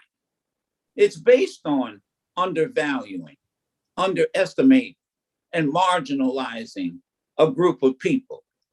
If it weren't Blacks, it would be Hispanics. If it weren't Hispanics, it would be women. If it weren't women, we marginalize Catholics, we marginalize Germans, we marginalize Irish. There's always a group somewhere to be undervalued, underestimated, and marginalized. So when it comes to what I was taught in Black history, in its totality, is it taught me how to stand up when I was told to sit down. That's part of it. It taught me how to speak out when I was told to be silent. It taught me how to march forward when I was told to step back. And the people in history, they taught us how to be, most important, what Black history taught me was how to persevere when things got rough. And that's why you advocate, to answer your question directly, yeah, there's got to be pushback. You just simply can't go into a Board of Education meeting and allow one group to sit up here and try to argue critical race theory, and somebody sitting up there on that dais ought to say, excuse me, you got the microphone. Will you please define critical race theory? And I'm going to tell you, most folk can't tell you what it is. And Henry Louis Gates said on my show this week, it's just a ruse. They just don't want certain history taught for whatever reason. It's not about critical race theory. It's primarily taught in law schools, and not every law school even bothers to teach it. So yes, there has to be pushback. Now, who does what is the political cost? That's, they obviously, they're going to be folk who are going to fight you and argue, but I don't know how you handle it in a board meeting, because some of these board meetings really get rough. And I sympathize with you, but I think you have to keep speaking truth to power. Monica? Hello, I'm Monica Hernandez, and I work at the Downtown Saginaw Center. And part of our initiative down at the Downtown Saginaw Center is to remove barriers for our students. And so a student's barrier may be a little different than maybe what we see as a barrier. But before I took this new position, I worked with students for about 22 years on main campus, advising, and I was also doing personal counseling. And a lot of times I found our students' lack of that resilience theory is what you're indicating, being able to push through and embrace failure and learn from your failures. Do you have any suggestions for our young people that, if they hit one barrier, they just stop and then they just give up? Do you have any words of encouragement or motivation that we can pass along to our young people? Well, I got a whole folder here of words of encouragement, but right off the top of my head, I think let me go back to my youth. Let me I've not always been a broadcaster. Well, let me put it this way. I was reared by grandparents. And this history is well known because some of you may have seen the Finding Your Roots episode that Professor Gates did on my roots, and I mentioned, by the way, that I would spend my summers in Flint, Michigan. My father worked in the Buick plant, primarily, and I think like most Black men in those days, he worked in the foundry. But when they did my roots, my history, I found out that Felix Madison, who I would visit in the summer, because my parents were divorced at a very young age, when I was very young, he wasn't my biological father. I say all of that, but you know, that's biologically speaking. But I say all of that because I was reared by my grandfather and grandmother. My grandfather hauled trash. Now, I've done a memoir and written it. We haven't published it yet, but he hauled trash. I mean, he had an old raggedy truck. God bless him. He got up every morning at 4 o'clock, and I guess that's in my DNA now. And I worked actually on a dump. I mean, I worked literally on a dump, helping him haul trash, dumping it in a landfill, separating cardboard and rags and metal, and then on the weekend taking it to what we used to call the junkyard. Most people don't know that and think about that when they hear or see me. And I say this with the understanding that the one thing there's a couple of things I learned from that experience. One, you do what you have to support your family. That's number one. And but let me quickly answer your question. What I think you have to do, you got to figure out exposure, exposing young people to as many different things in as many different ways as you can. I was exposed to men like the state representative. Man, you know, we lived in a working class community, but you know, something was very interesting, and maybe those days are over. The elected officials, we all lived in the same neighborhood. You saw them every day. So that's one thing, but it's exposure. And I know that's a catch-all phrase. I think the more the young people get beyond when they get exposed to things beyond their community, it broadens their perspective. We talked about perspective. And that letter I read, which is a fictitious letter. My daughter hates me to read that letter, but it's a fictitious letter. But there's two sides to that letter. One, oh God, I want you to see things from a different perspective. I'm not pregnant, there is no boyfriend. But then there's the other side to that letter that most people don't catch. How in the hell did you get a D in history and an F in chemistry? That's the real question. What was going on? You know, and that's what I think we have to. I don't think we encourage our young people enough to overcome obstacles. And that last piece that I wrote, we have these young folk right now, like you said, they lose a friend, the world is over. Well, wait a minute. See, this is where history plays in. You can't quit because your friend was killed by a gang member or guy on the wrong side of the law. You can't quit because you failed. This is where, and this may seem old-fashioned, this is where adults have to step up and speak up. And I think what happens, we disengage when we hear when a young person drops out. We disengage, and that's when you should double down.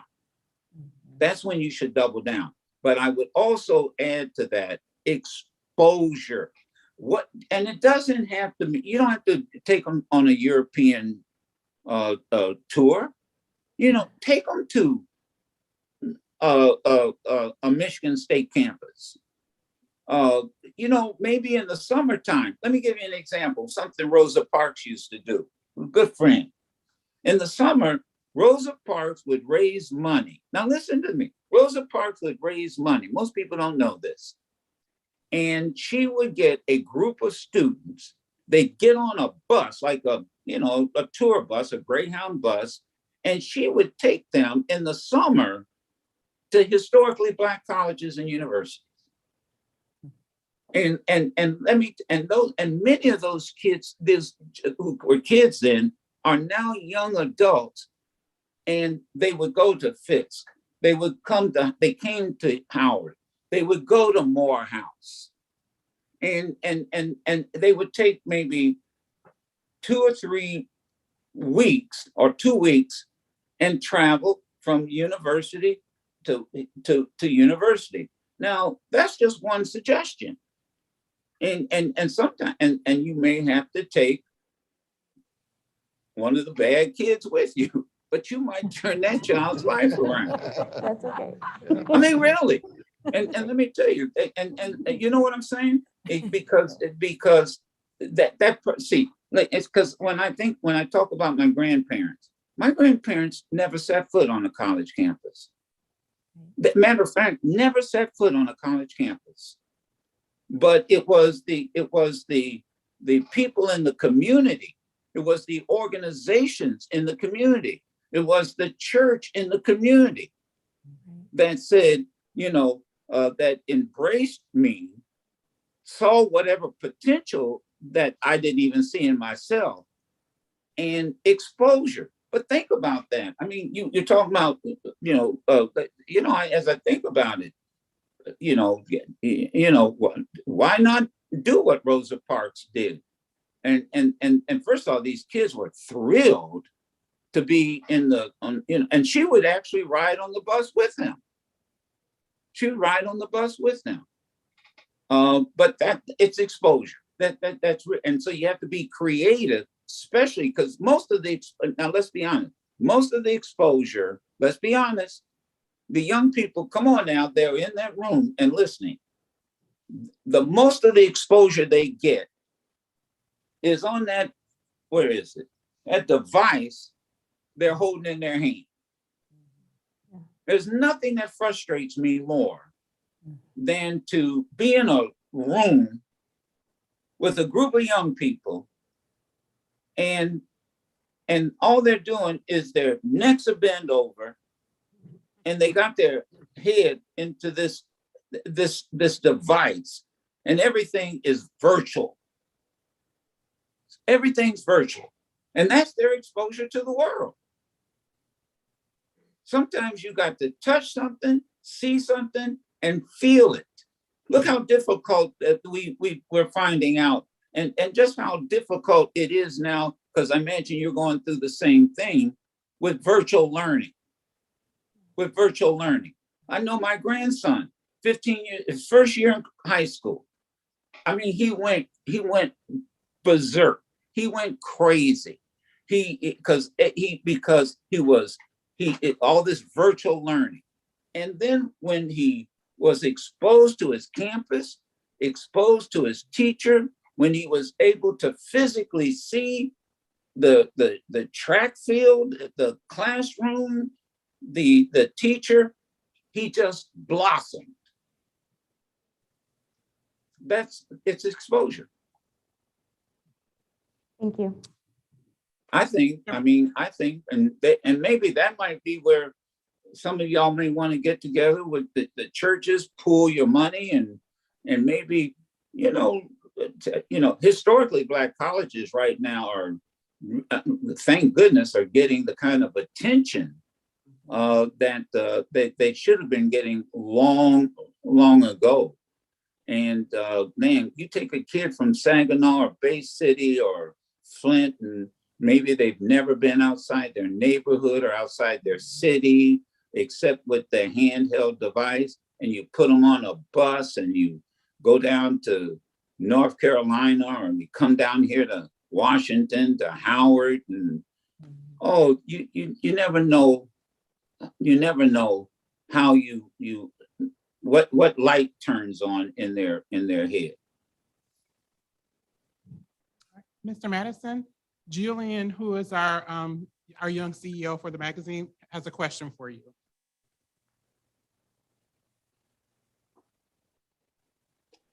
Hi, Mr. Madison. Hey, how are you? It's nice seeing you again. Thank you. You may have already touched on this, but why do you think people are fighting so hard to not teach what they call the critical race theory to my peers and I, but what we call history? Why do they not want us to know what this country and what we've been through? Oh, well, this is how you maintain, as I said, the cultural conditioning of undervaluing, underestimating, and marginalizing a group of people. And that's why I say I don't think it's that complicated. If you don't teach, you know, the people their history, how do they? I mean, I'm stuttering. I mean, hesitating, only because the answer is as old as the country itself. Why do they took people's language? Why did they take people's religion? Because again, when you don't have if you don't have a sense of history, if you don't know your history, then you don't know where you came from. And I know this sounds like a cliche. If you don't know where you came from, you don't know how you got where you are. You don't know what people, you know, can I give you a history lesson today I got from Congressman Benny Thompson, who made a hell of a statement this morning. He said he grew up, he was born and reared in Mississippi. And his grandparents could not vote. His parents could not vote. And that was the history of the state of Mississippi. I mentioned Goodman, Schwerner, and Cheney. That's part of our history. It's a sad history. It's a sad history. But he said, now let's fast forward. Because of the history of the struggle that people went through, he said, I am now chairman of a committee that has to uphold the foundation of our democracy. And I am the product.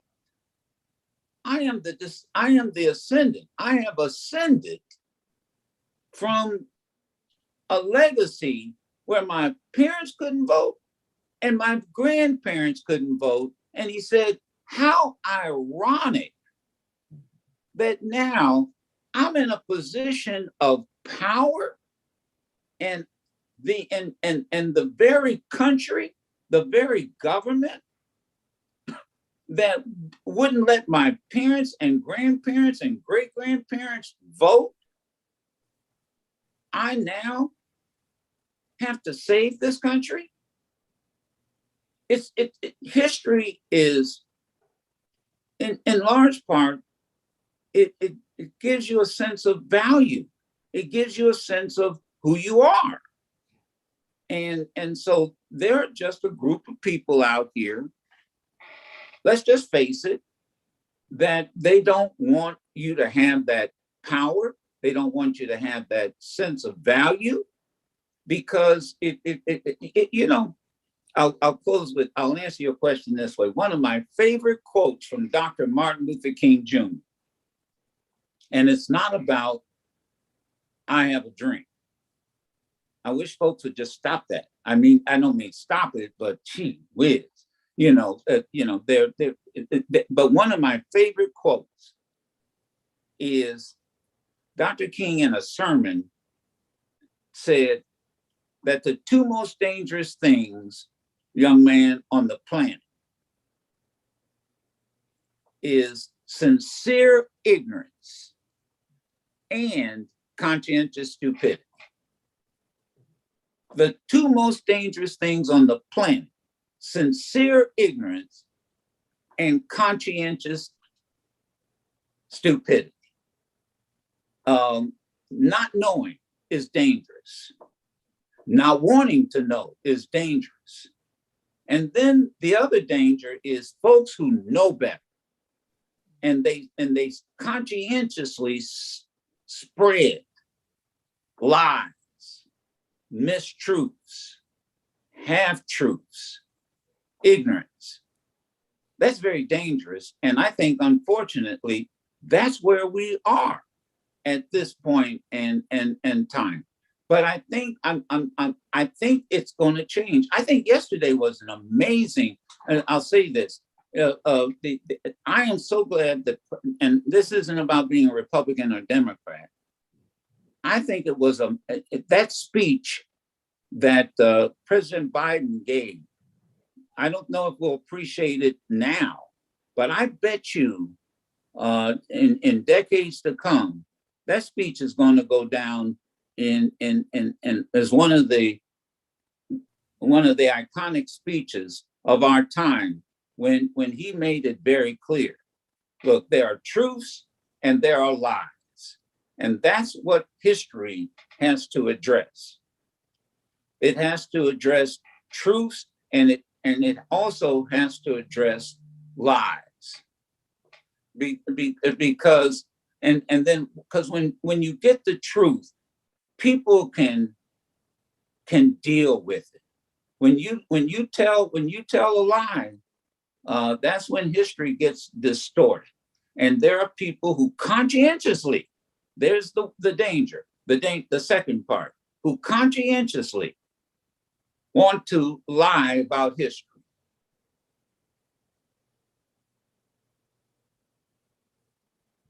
Thank you. All right, Mr. Madison, we have one last question for you. It is from Brenda Moore, the mayor of the city of Saginaw. Oh, Madam Mayor, how are you? My wife's maiden name is Moore. We're gonna have to check your genealogy out. That's a good name. That's a good name. First of all, I'd like to thank you on behalf of the citizens of Saginaw. But I'd like to echo when you said that being in the community is important. When you are go by, do it, straight book politician, you don't think about that. I heard Delta and I heard everybody say the same thing, but at the end of the day, it's time for a change. And my question to you is, because see, my theme this year is it's a new season, it's a new day. Fresh anointing is coming our way. The city of Saginaw is going to rebuild itself. But when we rebuild it, we're going to start with bricks and mortar. We're going to do it from the ground up. Representative O'Neill, we work together all of the time. So my question to you is this: what is the new era change that you think that local politicians need to do? Because on Representative O'Neill's level in Washington, they're not connecting with us locally like they need to. They don't do that. And the only time they do that, you mentioned be at the table. I'm at the table. I'm at the table. It took a struggle to get there, but I'm at the table. I know the conversations that go on.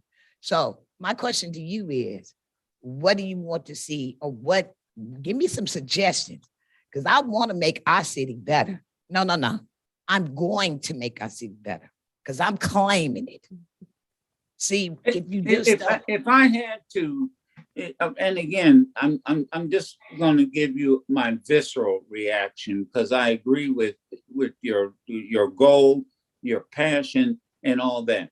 Now, here is a very practical. I don't know if it'll apply, but I'm going to go back to in time of maybe when I was living in Detroit and working with the NAACP, and here's one of the suggestions.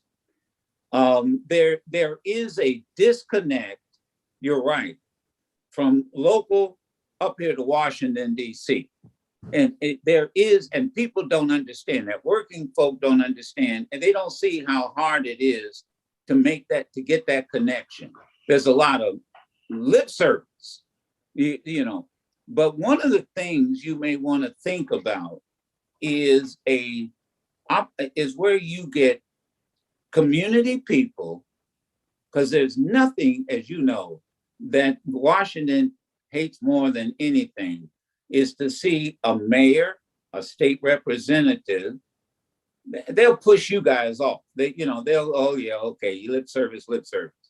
But maybe a coalition, and I don't know how you put it together, but maybe a coalition of community people. And I'm talking about the community activists that might be working with the homeless person or whoever it might be. The president of the community college, and just a collection of different people. And I'll be honest with you, I don't know what mode of transportation you can afford, fly them, and again, this is where, big money comes into play. Get one of them corporate jets and put these folk on the plane and fly them to Washington and bombard their offices. I'm going to tell you something. Every member of Congress gets bombarded by wealthy lobbyists. That's who gets into the door. These lobbyists are all over this town. I think if you take 10, 15 folk, put them on a bus, you go up to the congressman and say, look, there's 15 of your constituents out here. And here's what we want. And here's what we want you to do. And by the way, this isn't going to be our last visit. And eventually you're going to have to bring your ass home. No, I mean, sometimes it's very down to earth. When we used to do that. And nothing beats face to face. Nothing beats when you've got 10, 15 folk that the congressman has to get a woman has to get a conference room, and they're looking at, oh, wait a minute, that community activist. Oh, wait a minute, Congressman, you haven't been in my neighborhood. You haven't been in my school where there's lead in the water. Now, I don't understand why you're not voting for the infrastructure to get lead pipes out of my school. And when you come back, you got a standing invitation to come by the school and drink some of the water. I'm being somewhat facetious, but I think sometimes we have to get back to just face to face, eyeball to eyeball, get on a bus, be prepared to spend a couple of days up here and hold these people's feet to the fire. You can't wait till they just get back home, because I'm telling you, these folks, and because I've lived here now longer than I've lived anywhere. These folk will come up here and hook up with each other, and then come back home and tell you something else, and then come back up here and they form a clique, and then you don't like the congressman out of Alabama sat there, Mayor, and voted with a caucus against the physical infrastructure bill, and then went back home and told his constituents and bragged about getting the money. But they're so busy, they don't follow CNN. They don't follow his vote.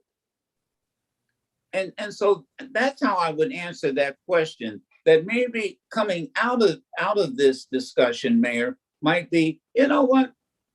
Let me get with let me put the president of the bank on the same bus with the community activist who's trying to get lead pipes out of the school, and we're all going to go in there together. And so that might be that good old fashioned politics that you and I probably grew up with. Thank you Just so a much. Thank you suggestion. again. Thank you Yeah. again for coming to our city. We surely appreciated you. I'm looking forward to coming there in person. I really am.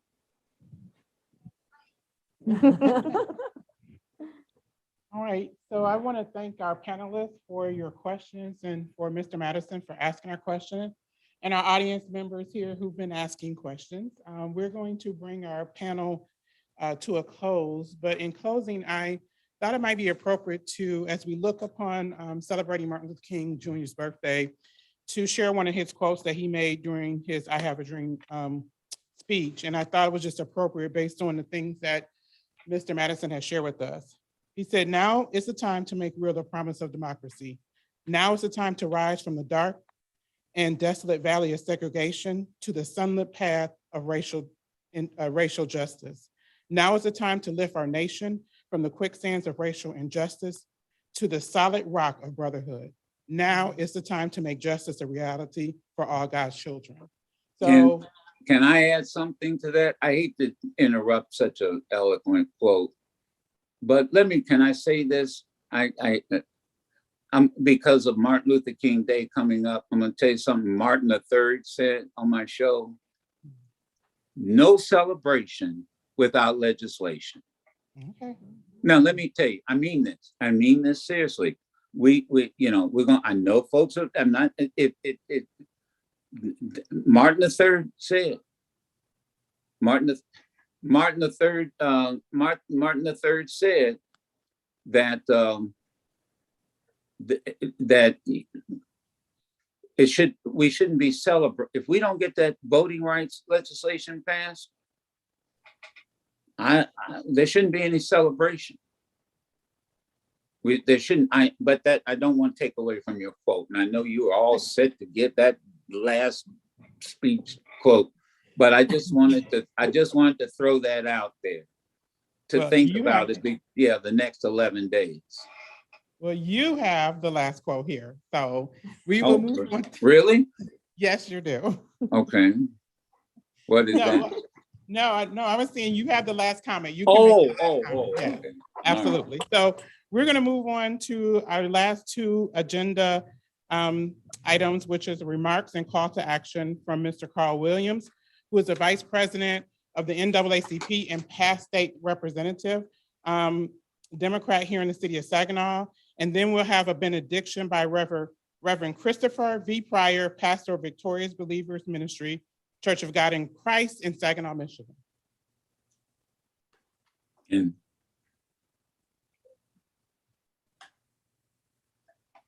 Thank you. First, I would like to thank you, Joe Madison, for coming here and spending the amount of time and knowledge and wisdom with us that you have, and I really mean that. I'd also like to thank Dr. Gavin, Delta president, for being a part of this, an intricate part of this collaboration, and Jerome Buckley, whom I've known almost since childhood, who have all collaborated to make this kind of event possible. I see on here that I'm supposed to make remarks and do a call to action. But before I do that, I would like to say this. in all sincerity. Julian Morris. He is quite a young man, as everybody has said. But I would like to bring something else about him to your attention. It's a well-kept secret in our neighborhoods that we have young geniuses out there running the wrong kind of corporations. Yeah, yeah. For one reason or another, and that's real. That's very, very real. And we've always known that they were super bright, but going in the wrong direction with the wrong corporations. And I say that to say this: we cannot afford to let Julian fail. Right. By that, I mean, we've got to support him in every single way that we can, not only for his personal success, which he richly deserves, because I'm telling you, I'm like you, Joe, you know, when I was his age, I wasn't thinking about, you know, running any kind of corporation and stuff like that. So it's a real credit to him and his parents for what he's done. But consider this, you all. A successful Julian at what he does will have the potential of leading the way for those other geniuses that we know who are out there who may be going down the wrong path, saying to myself, I can do that because he did that. That's right. Yeah, that's one of the really big significances about why he has to be successful, why we cannot let him not be successful. With that, my background is politics. So just in terms of remarks and a call to action, two issues come to mind for me, and I'll be brief with them. And the first one is what you're hearing nowadays about democracy potentially being in jeopardy is no joke. That is for real. Yeah. And we no longer have the option of saying, I will not, for whatever reason, be involved in politics. The reason slavery worked so well is that it was law. It was law. It was a law that said, I can do this, and if you buck me for it, I can kill you, legally kill you. Anyone who does not have good, constructive, and moral reasons for being in office, if they get in the majority, they can enact laws, and I mean this, to do whatever they want to do, whatever they want to do. And all you have to do is look at history and slavery, World War II. All you have to do is look at that and see if the wrong people get in power and start enacting laws that they want to, it is possible that you'll wake up one morning and be in a situation that you'll say, this could not have happened to me, and it will be happening to you. And we're at that point. So we've got to make sure that we are politically involved and have everyone else politically involved, because democracy is on the edge and we don't want to lose this. The second and last thing I want to comment on is, with my political background, I sit at a lot of tables, and who is glaringly absent from most of the tables I sit at are the millennials. I say this not as a negative. I say this out of love, but I look at this panel and I see people that I love and respect and know that are truly on the ball. No millennials. We, in our efforts towards doing what we need to do politically, please remember that we have to get the millennials to the table. We do. And Joe, you're talking about answering the question, what have I done? I think I can proudly say before I sit down that the NAACP here in Saginaw, I am chair of the Political Action Committee. We are concentrating on those two issues. We are concentrating on really trying to make people understand that they have to be involved in the political system. As I speak, we are also working with millennials to answer the question, you are not at the table. What can we do to get you there? And we've been doing this really intensely for the last 3 months, and the results are absolutely wonderful. And with that, I'll sit down. And again, Joe, thank you so, so very much for that knowledge that you've given us today.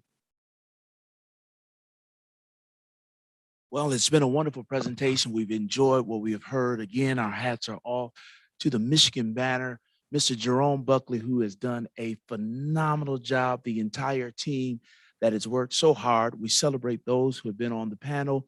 You've done an excellent job. And to our MC, Dr. Lois Seals Brown, great job. To our special guest, Mr. Black Eagle himself, Mr. Madison, we're so appreciative of what you've deposited into our hearts on today.